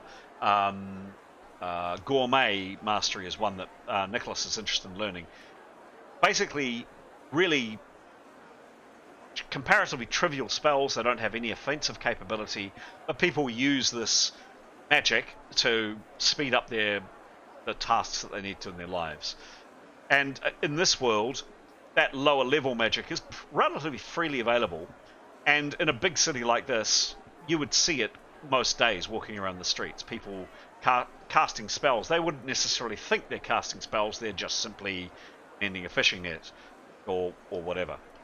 Access to that kind of magic and power is relatively easy. It takes some training, of course, to learn those skills, but it's not particularly hard, and it doesn't take a lot of effort or development points to learn, and purchasing and gaining access to those lists wouldn't be hard. Open spell lists of either essence, channeling, or mentalism are generally easier to find, and because they're generally not so potent magic, certainly lower levels of those lists. Closed lists are much more harder to find and much more restricted. And the most restricted lists are professional lists. So there are certain lists that only a magician can cast. Certain lists that it's very hard for a warrior mage, people to learn certain warrior mage lists. Those kind of lists and those kind of deep secrets, that deep, dangerous magic, offensive magic, dangerous magic, is often highly protected, either by guilds or by the authorities, or by both the authorities and guilds, or whatever. So, as a general rule of thumb, prosaic magic easy to come by, open lists moderately easy to come by, and after that it starts getting hard. So you either need to be part of it, typically part of a guild, or maybe as part of loot you come across spell lists that you can take that provide these deeper levels of magic and understanding. So in this game, and in this campaign, and all the campaigns I run, knowledge is power, and gaining access to deep knowledge is challenging. That was a that was a 10-minute explanation, I think. Pardon me for that length. So how do we play it from here? Offline, Askel, if you want to send me a list of the spells that you're interested in learning, Yep. You and I can do some rolls offline, and I'll tell you what you're able to find, and the length of time it'll take to learn them. And guys, I've been meaning to jot down on one of my little rules pages, one-page rule pages, how long it takes to learn lists, and I'll do that between now and when we next play. Very good. So, you occupy yourselves both looking for potential items around the city, and as I say, there's a finite list of shops, and you've already been to a few of them, but I'll list out some other of the shops that you go to. And you also spend some time checking for various lists, those that want to, and we can take that offline as discussed. Some time passes, and we go... Where's my calendar? My calendar. So that was the 18th with your incident with the drunks. Over the next 3 days, 19th, 20th, and then 21st, couple of things happen. So first and foremost, what I want to do is just weather out of interest. 18th, gorgeous day. 19th, stunning, just a few clouds, light air, no breezes. 20th, gorgeous. A bit of drizzle on the 21st, so not pouring with rain, but gentle breeze. But yeah, the weather seems to have cleared up after your pretty dismal start to arriving in Jebairitana. Over those couple of days that you've been there, you do have the opportunity of bumping into both Alim and also his offsider Salim. Alim sees you in and around the Grand Bazaar Lodge. He's looking, frankly, quite downcast on the couple of occasions you see him. But you, on one particular afternoon, enjoying some of the very fine food at the establishment, he does come up to you. He's already said thank you a couple of times, but he comes up to you again. He's looking slightly happier this time, and comes up to you all and just says, "Hello, my friends. How was your stay in our beautiful city?"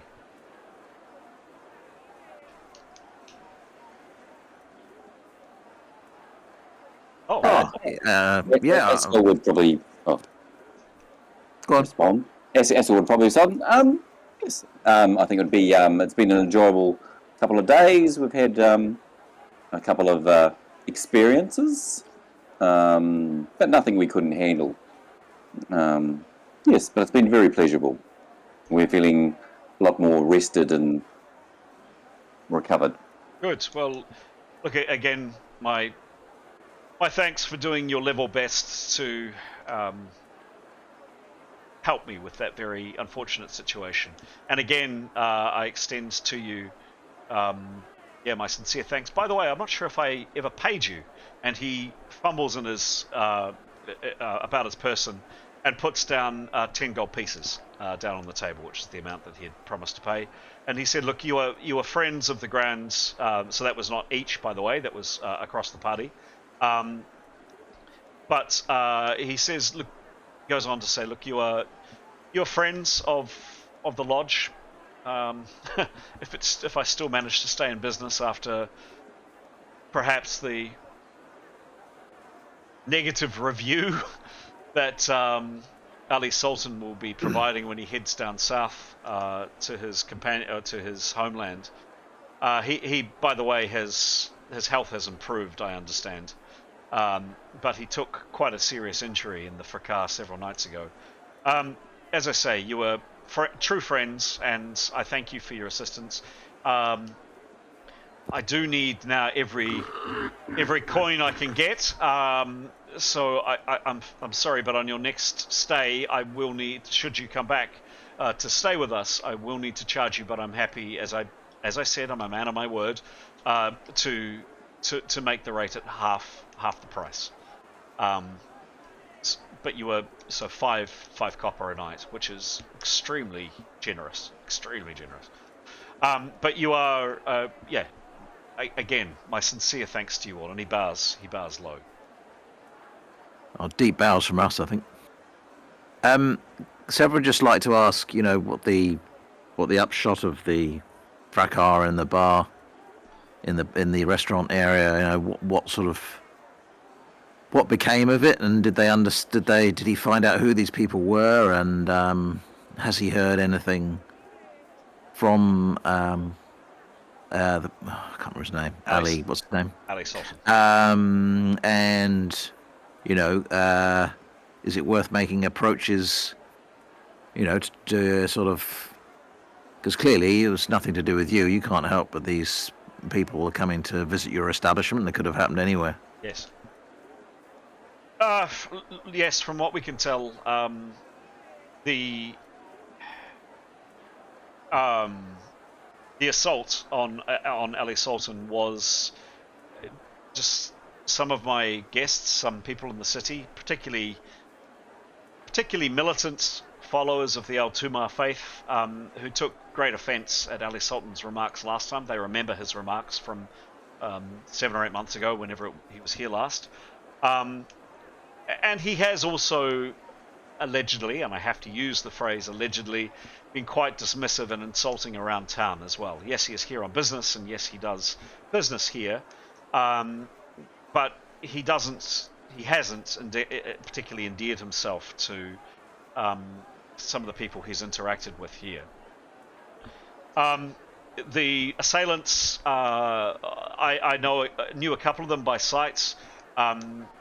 Sons of reasonably minor minor nobles, minor merchants here.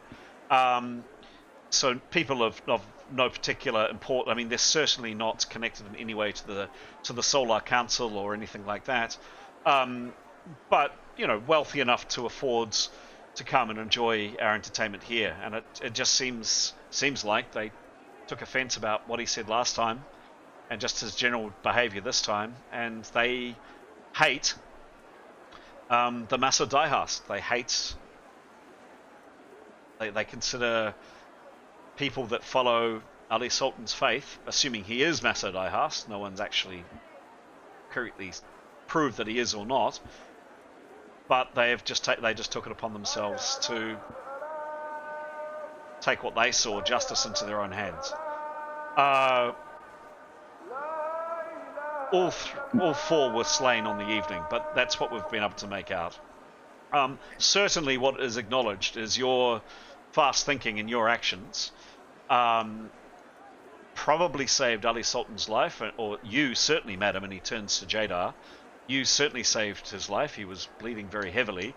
And probably, and he turns to Tanya, your quick thinking and your swift sword arm probably saved his life as well. So my thanks to you.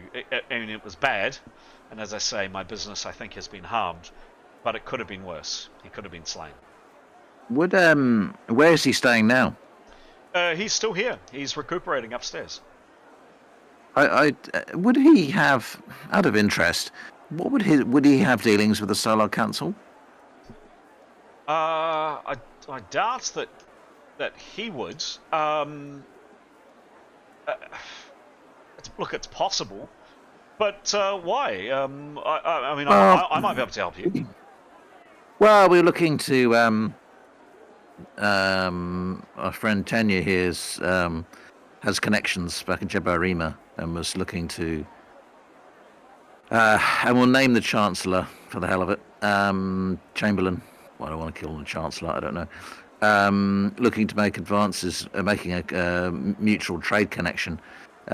Just wondering how we would best go about getting an introduction. Interesting. Well, what I would say is I wouldn't go through Ali Sultan. No, okay. And he kind of turns a bit conspiratorially to one side. Look, but between you and me, I think he's a real prick. I really don't like this guy at all. But look, he brings in good wealth, or he has up until now, and some of his less odious friends have come here and they spend well. I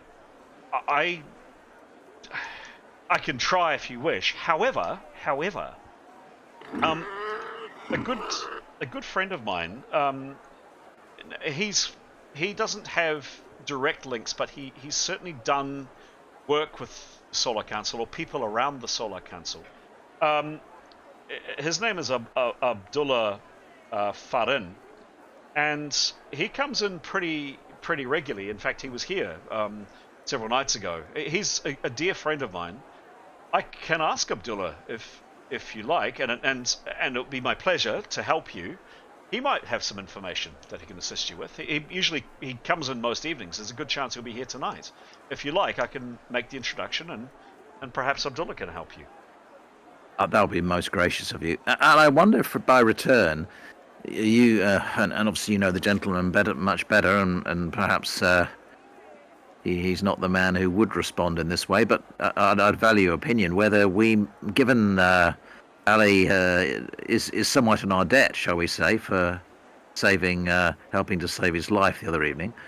If we made some advances to him today, and went to him and suggested that we don't require any, we're not sort of after money or anything like that for helping to save his life, but we would ask that he did not mention the name of this establishment or in any way seek to dirty its name for recompense for helping him. Do you think that would be something that would help you? So Alim, he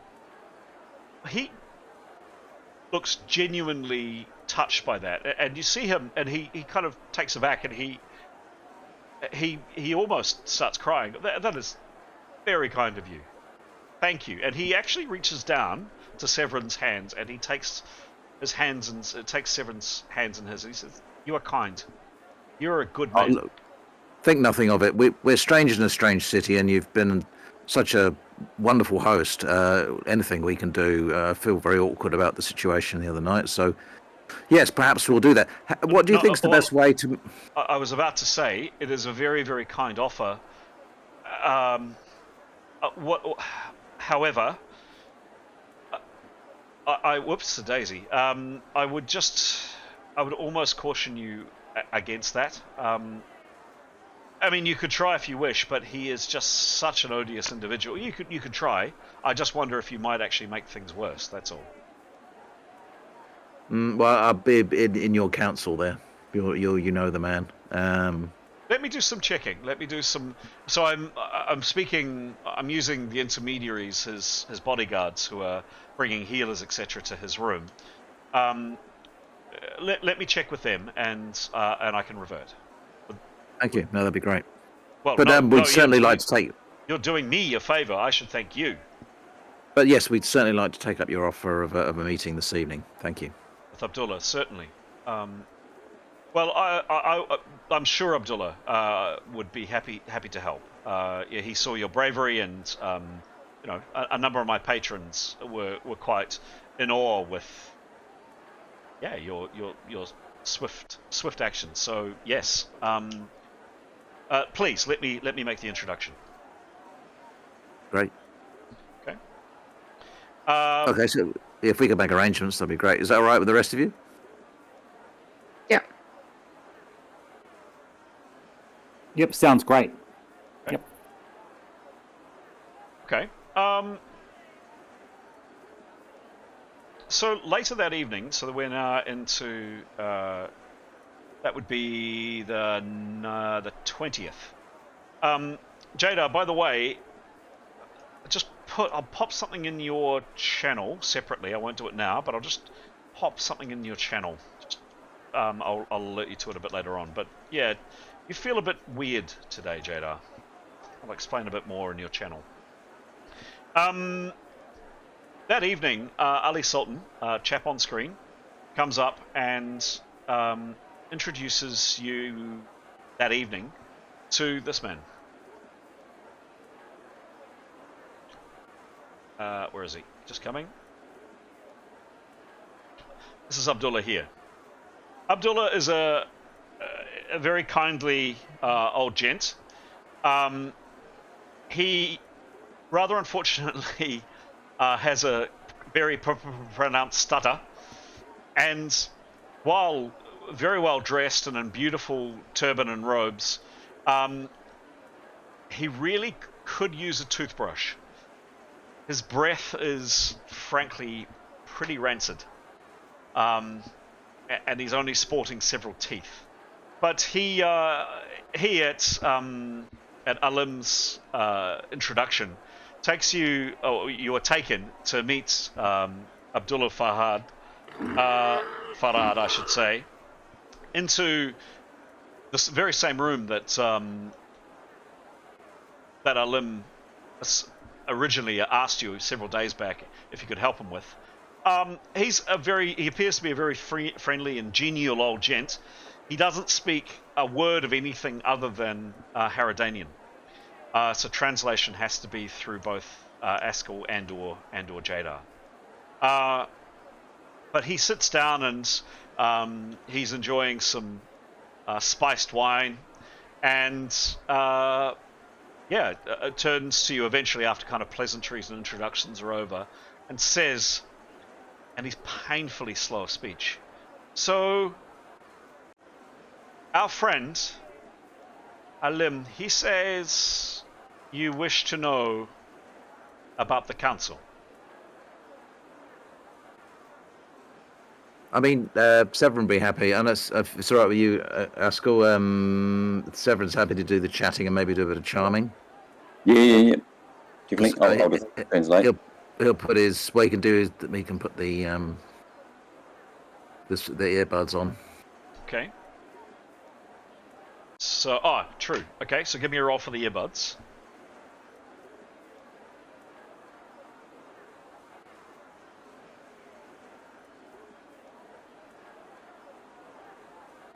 37. 7. With adequate prep, etc., you are in tune and you are ready to rock and roll, Severin. So he'd like to be super charming. Oh, give me a roll if you wish. Oh, hang on, wrong place. 37. Plus, it's pretty good from memory. 65. Let's check that.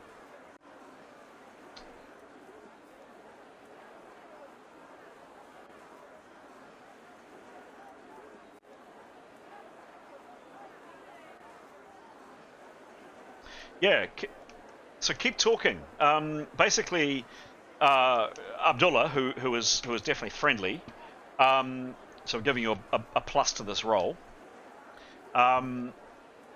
He's interested to hear more. You make another roll with plus 20 to it, please, Severin. 20. 20 plus 20 plus a skill again, please. God, memory. You just said it. I just said it. 65. 65. Cool. Done. Just enough. 20 plus 20 plus 10 plus 65. Yes. Oh, 115. Success. So, yeah, what does Severin say? Basically, he says, I'm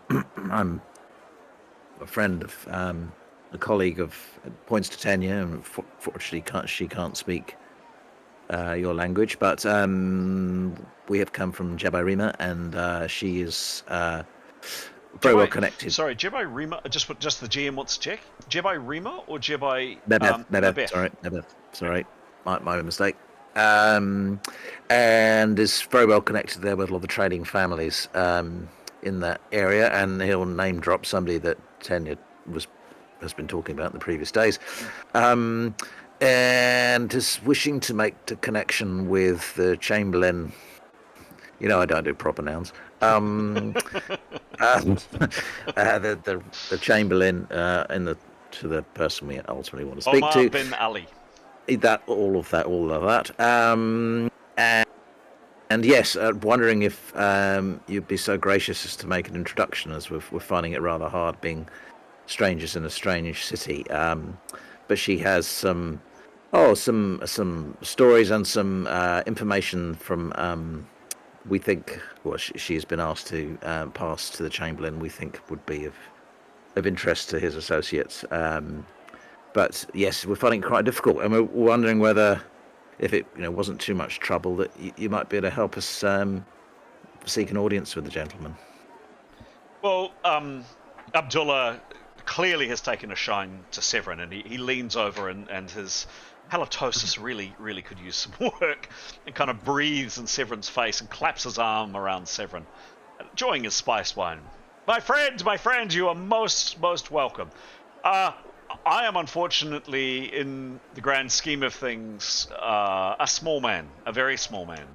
I have done some business with some of the leading merchants in this city. My own spice company is however modest. I mean, the economy of this town, of this wonderful city, and he gestures around, is based on trade. So we're famous, of course, for its silks, its spices, and its textiles. And I'm not sure how much you know. So may I go on and tell you a little bit more? Please do. Well, the merchant priests here hold the ultimate power in the city, and the Solar Council act as their advisors. The priests, who are of course of the true faith, and at that he nods at both Askell and nods at Cheddar, the true faith being El Tumar, the priests make decisions based on their interpretation of the will of Kassan, and the council helps ensure that the priests' decisions align with the needs and the desires of the people. And basically the needs and the desires of the people is for the Solar Council and the priests to become very, very, very rich. And that has happened. So, over time, there has been much discussion of actually who wields the power here. Is it the Solar Council, the advisors, or is it the merchant priests who revere Kasan?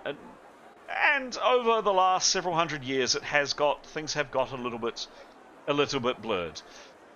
In terms of how the city works, there are three main classes. There are the merchant priests, the common folk, and then of course the slaves, as you've seen. And generally, the city runs well. It's well ordered. It's prosperous. It's things in the city have been well ordered, and people give a lot of credit for that to the Solar Council and give thanks to the Solar Council.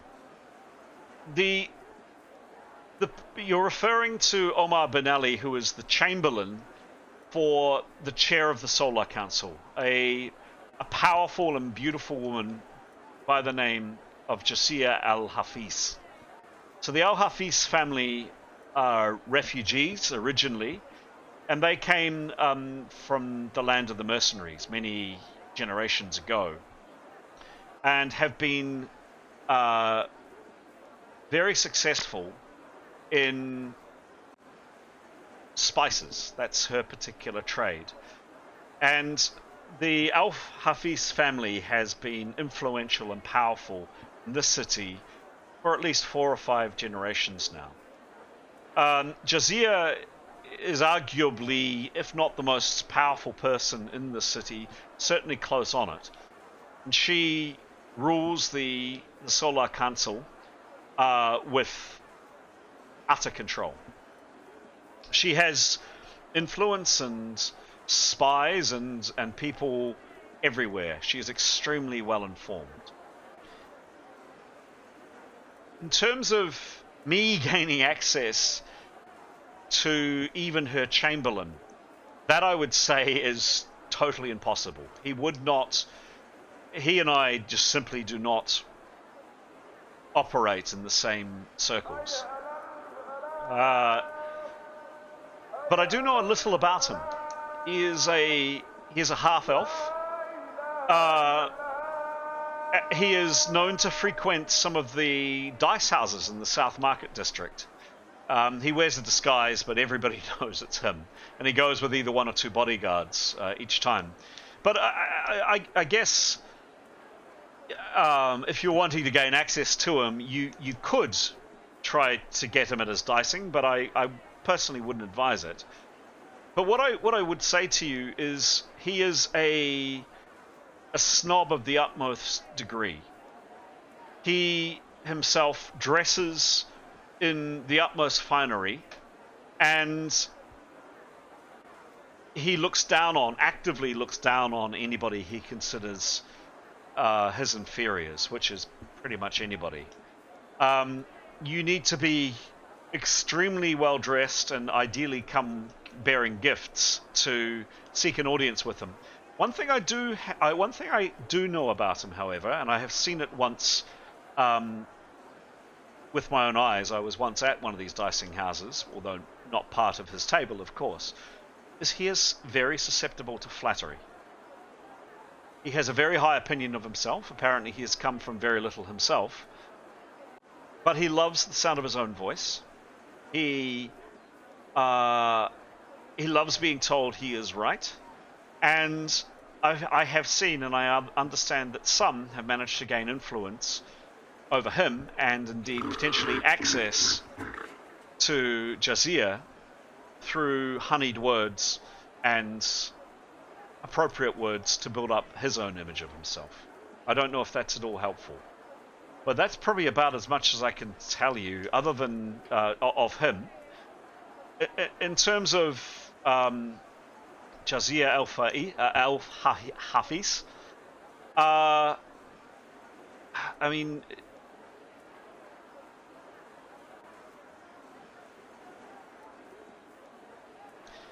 she I do know, or legend has it, I've never seen her, of course, but I do understand she has a strict, from what people tell me, she has a strict adherence to both tradition and protocol.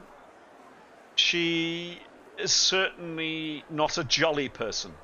She is both proud and rarely seen to display any emotions. Very stern, I understand, and does not tolerate any disobedience. But as I say, I really don't know of her, and if you're wanting, well, as you said, you're wanting to speak to Omar, perhaps my words have been helpful. Very much so. Yeah, several make a big play of how helpful he's been and raise a glass to him and all the rest of it and make him feel good about sharing that information with us. Okay. Being very much in his service. Okay. Anything else from anybody else?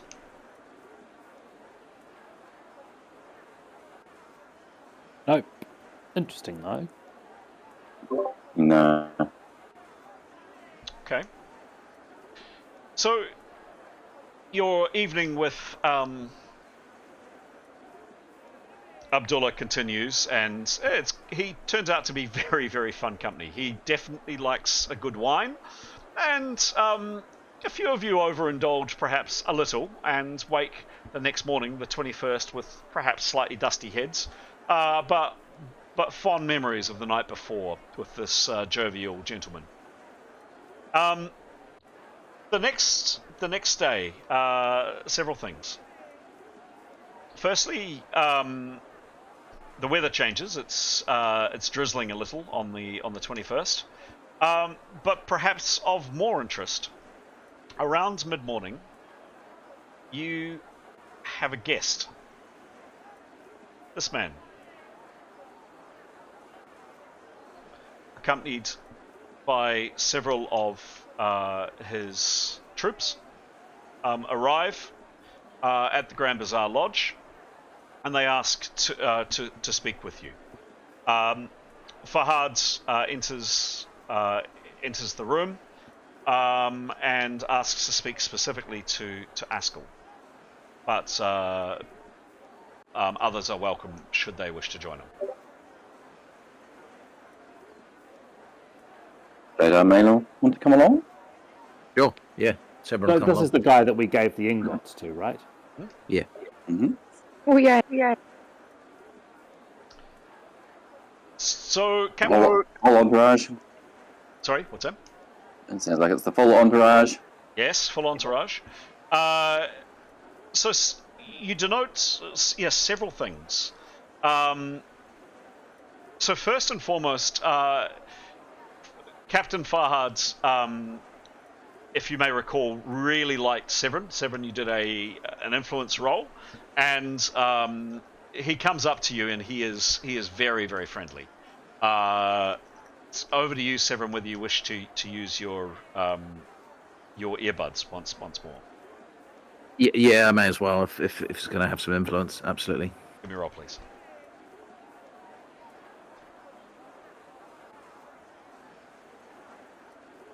$65. 65, sure thing. Success. Cool. And he'll have a crack at being a convivial self again. Okay. You want to you want to make a influence roll? Sure. Do remember, every dice roll in this game could always result in a fumble. So, but if Well, actually, yeah. Let's see how it plays out, and then he may, if it's not going well. okay. So Farhad sits down and basically helps himself to some spiced wine. You're sitting around with him upstairs in your quite luxurious kind of inner sanctum, the area that your own bedchambers flow out into. And one thing you do really notice is he turns to Askell, and he is quite deferential, and he kind of bows, and he is extremely polite, and he says the following: "Sir, sirs, ladies, I bear good tidings.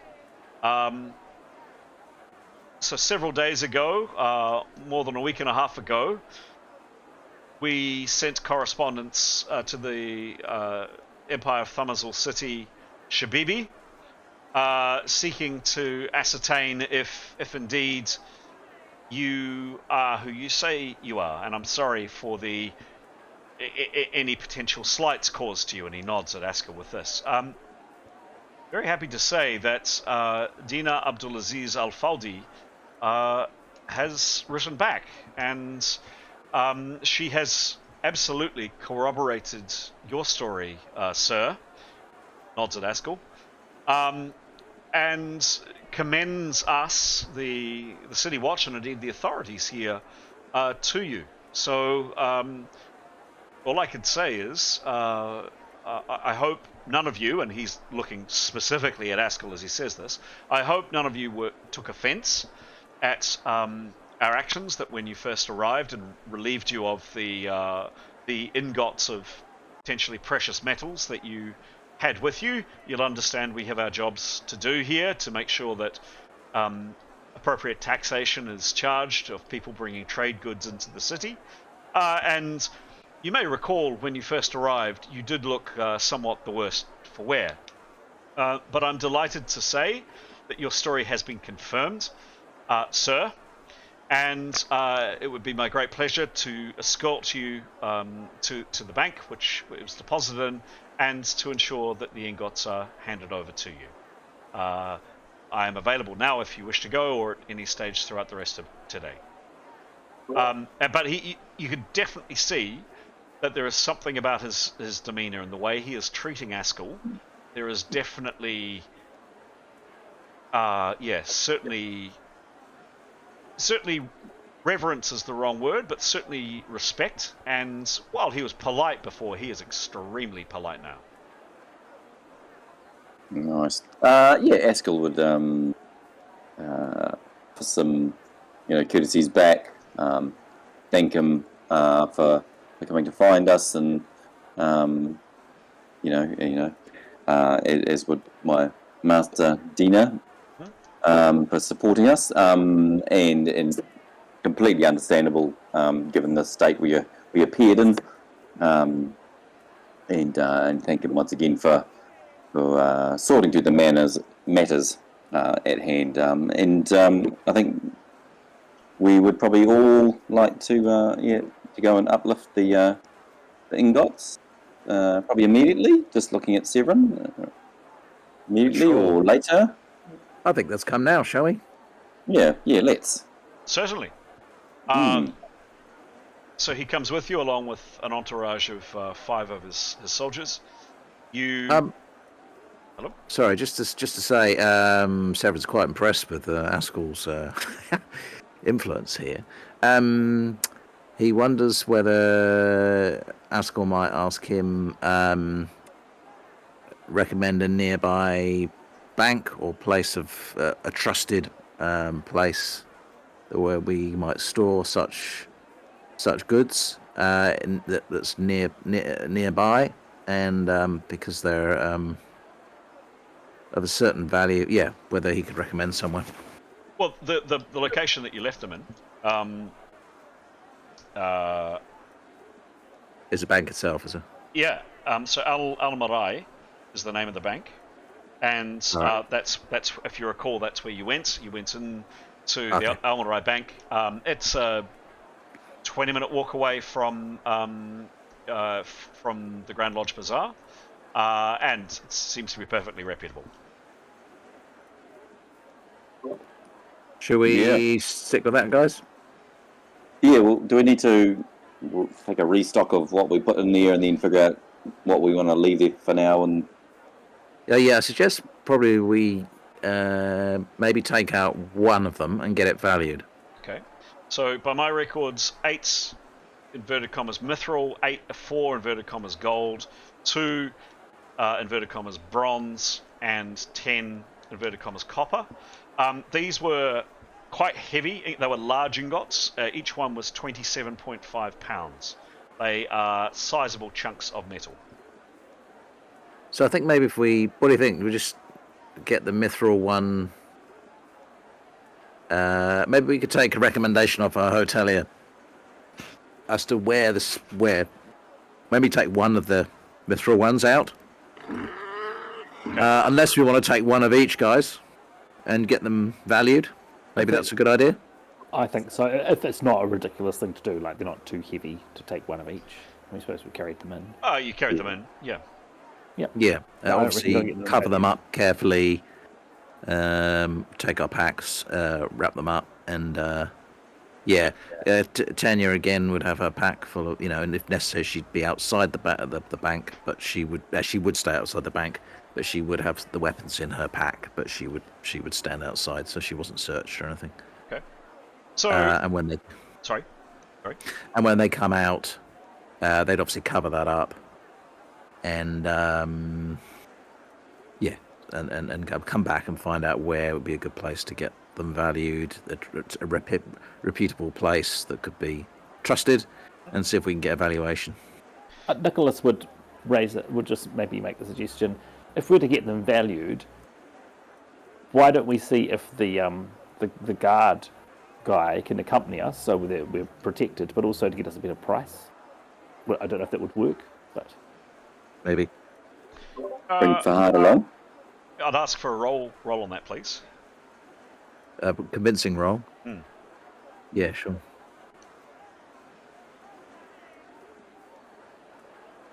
No, not good. 12. Plus... 65. Okay. Do get a bonus because he likes you, but... yeah. Look, he says... Oh, no, he's still listening. Roll again, please.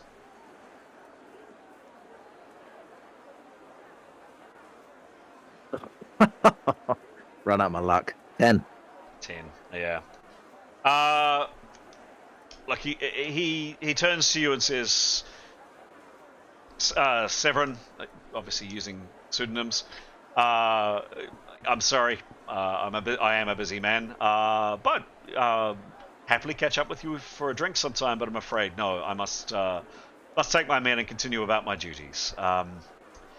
The city doesn't patrol itself, But pleasure to make your acquaintance. And again, he kind of slaps Severin on the back, and he nods respectfully at Askell and the rest of the party. I'm delighted to be able to return your wealth to you. Severin shakes his hand heartily and says, "Oh, well, actually, love to have a drink with a friendly face sometime. Where do you guys sort of, drink in an evening after you after you get off, baby?" But yeah, I guess Severin would happily have a drink with him and just for the hell of it, and just find out what you can find out about the city, and not with any particularly massive agenda, but I'd be happy to do that. If you fancy tomorrow night, we often drink at the Bronze Spear. You'd be welcome to come along. Yeah, so great stuff. Get a time and he'll join them. Okay, sure.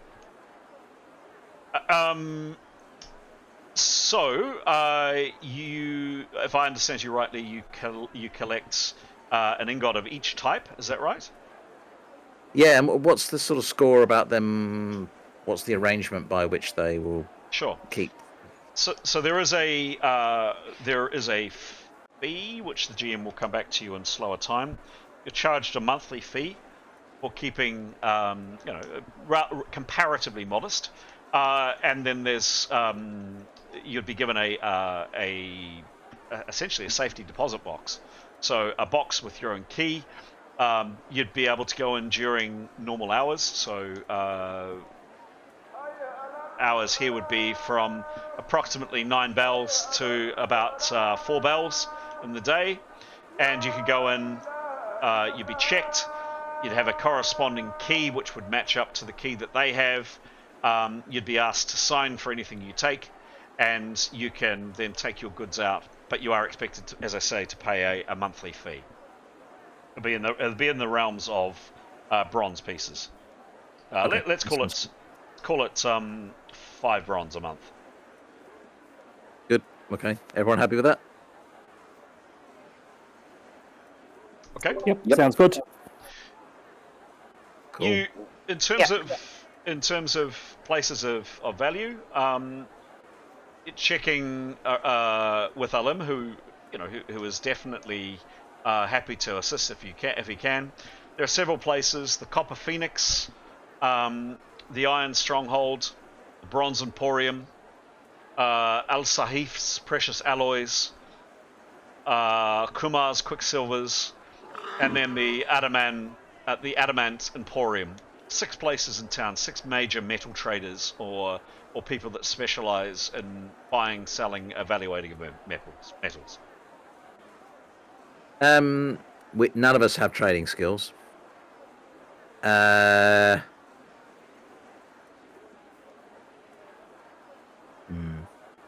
do you think? I guess we try a few places.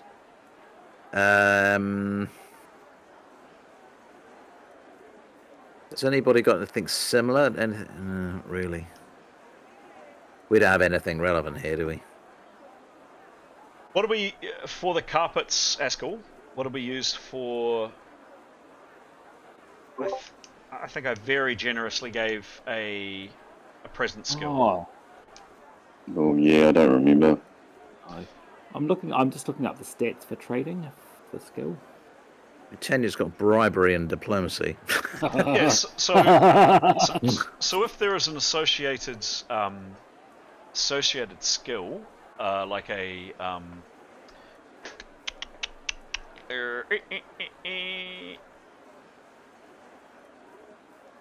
goodness me, where was the book? A similar skill. What's trading? Domestic athletic skills. So trading would be lie perception. I'd get Lie perception. Oh yeah, she's quite good at that. Okay, I'd give half for lie perception. Oh cool. Yeah, she's lie perception 44. Anyone beat that? No. Severin's got that as well, actually. So he may as well go along as well. But he's Trading is not quite as reasoning good. and empathy. Yeah, that's what I must have used for the material. Oh, So I don't have any skills in that. Trading law. Sorry, hang on. So trading.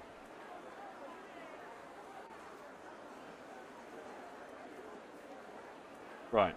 Well, she's got plus 22. Better than nothing, I suppose. Yeah. Trading law. Trading. Yeah. Lie perception or duping. I'd give you actually not half. Sorry, according to the rule books, a quarter. 11. Anyone duping? Anyone? Better than nothing. Yeah, so it's probably 10 yen then. Okay. But I guess we'd try a few places, right? And just get some different prices and see what we can come up with. All right. Last dying minutes of the game, you head to the Copper Phoenix. Now, just one thing: Tanya can't speak Haradanian, and they do speak Haradanian here. Does she bring a friend? Phone a friend. Fair to say, trading, you need to be able to speak the language to actually do the trade yourself. Because you We'll find a trader who does speak a language. okay. She's got...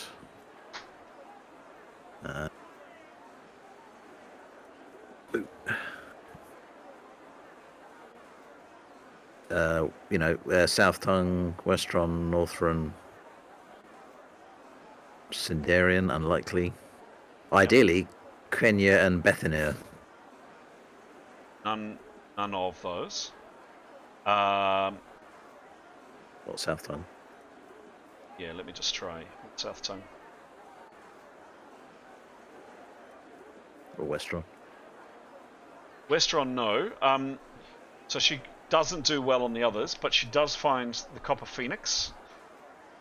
Copper Phoenix is a multi-story building made of brick and wood with a red-tiled roof. The ground floor is dedicated to metal trading business, with the upper floors serving as living quarters for the owner and family. Not that you know that. The interior of the metal trading area is filled with the sound of haggling and metal clanking. The area is thick, smell of oil and metal.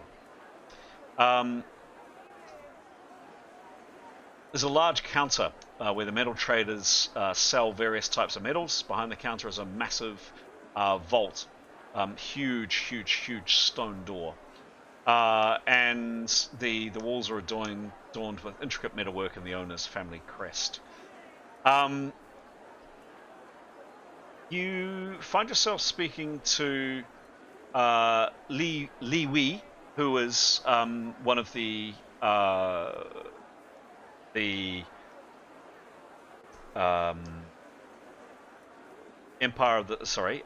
Confederation of the Sun Kush, so Easterling type.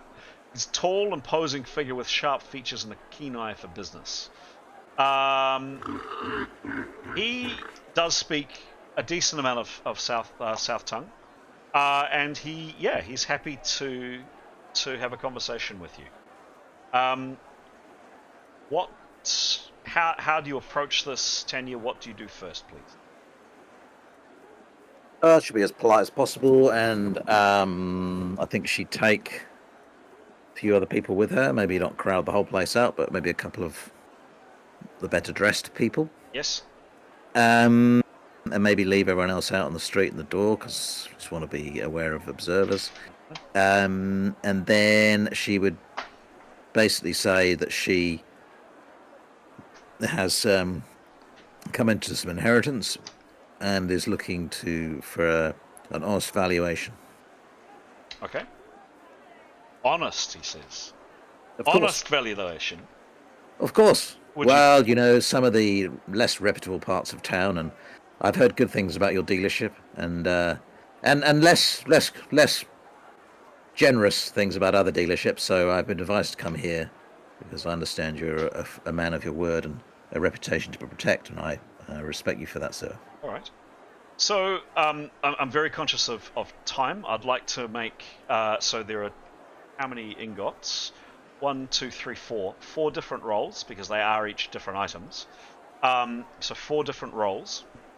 And then I want to wrap up with a couple of closing words, and then I'm realizing that people really need to get away and do other things. Anthony, do you need to head now, by the way?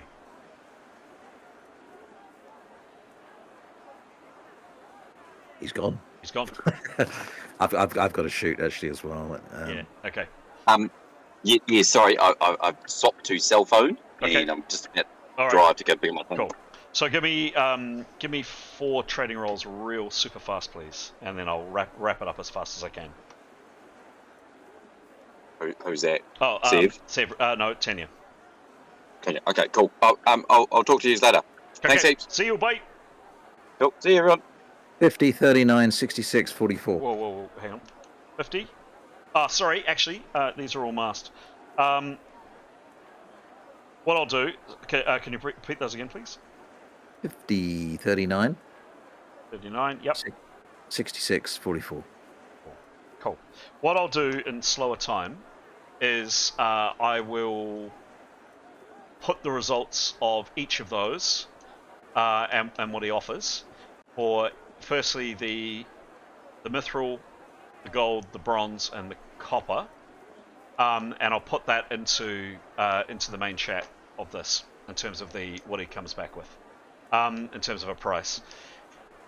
But one thing I want to stress is he looks over all of the ingots, all four different types of ingots, and he looks over the copper and he goes, yeah, okay, interesting. And this does the same with the bronze. And he seems quite interested in the gold. With the mithril, he's going... He turns to you and just says, what is this? Well, from my relative, I understand it's mithril. It is not mithril. Is it not, sir? Oh. I don't know what it is. Oh, interesting. I have seen all forms of metal from all different parts of this world. I would be fair to say I'm one of the most experienced metal traders in all of Jebei Ritana. I can quite honestly say I have never come across this metal before. To me, it's well, I can't give you a price on it. I don't want it because I don't know what it is. No, fair enough. That's of interest. I was assured it was mithril, but no, thank you for your advice. And I'll give you the prices on the others. Cool. Last thing to wrap up today. So today being the 21st, you go and collect your fineries from the Golden Thread. You pay off the remaining amount. 6 gold pieces, 6 GP and 2 silver each. So by the end of today, you've had the conversation at the first of these metal traders. That's been the reaction. You've also got your finery, and we will begin next session on Water Day, the 22nd of Moons, to see what happens next. Cool. And sorry, what was the price of the threads? 6. It was 6 gold, 2 silver pieces each. And was that everyone? Everybody paid. Yes, everybody got clothing. Okay. All right. Brilliant. There we go, guys. Right. I'll do that, guys, on the main XP sheet, and I've added the 1.6 GP each as well. Cool. Thank you. Oh, Awesome. Nicholas already paid for his clothes, and he paid for Askell's clothes, I believe. But that's come off already, is it? Correct. Right. Okay, I'll double check that. I've got a fair bit of homework to do in terms of sending you guys some bits and bobs, including some house rules around learning spell lists and also some other items that you've found around town, and also the prices that you're given for the ingots. Right. Cool. Amazing. Mm-hmm. Alrighty, guys. Super. Thank you very much. No problem. What I will be asking is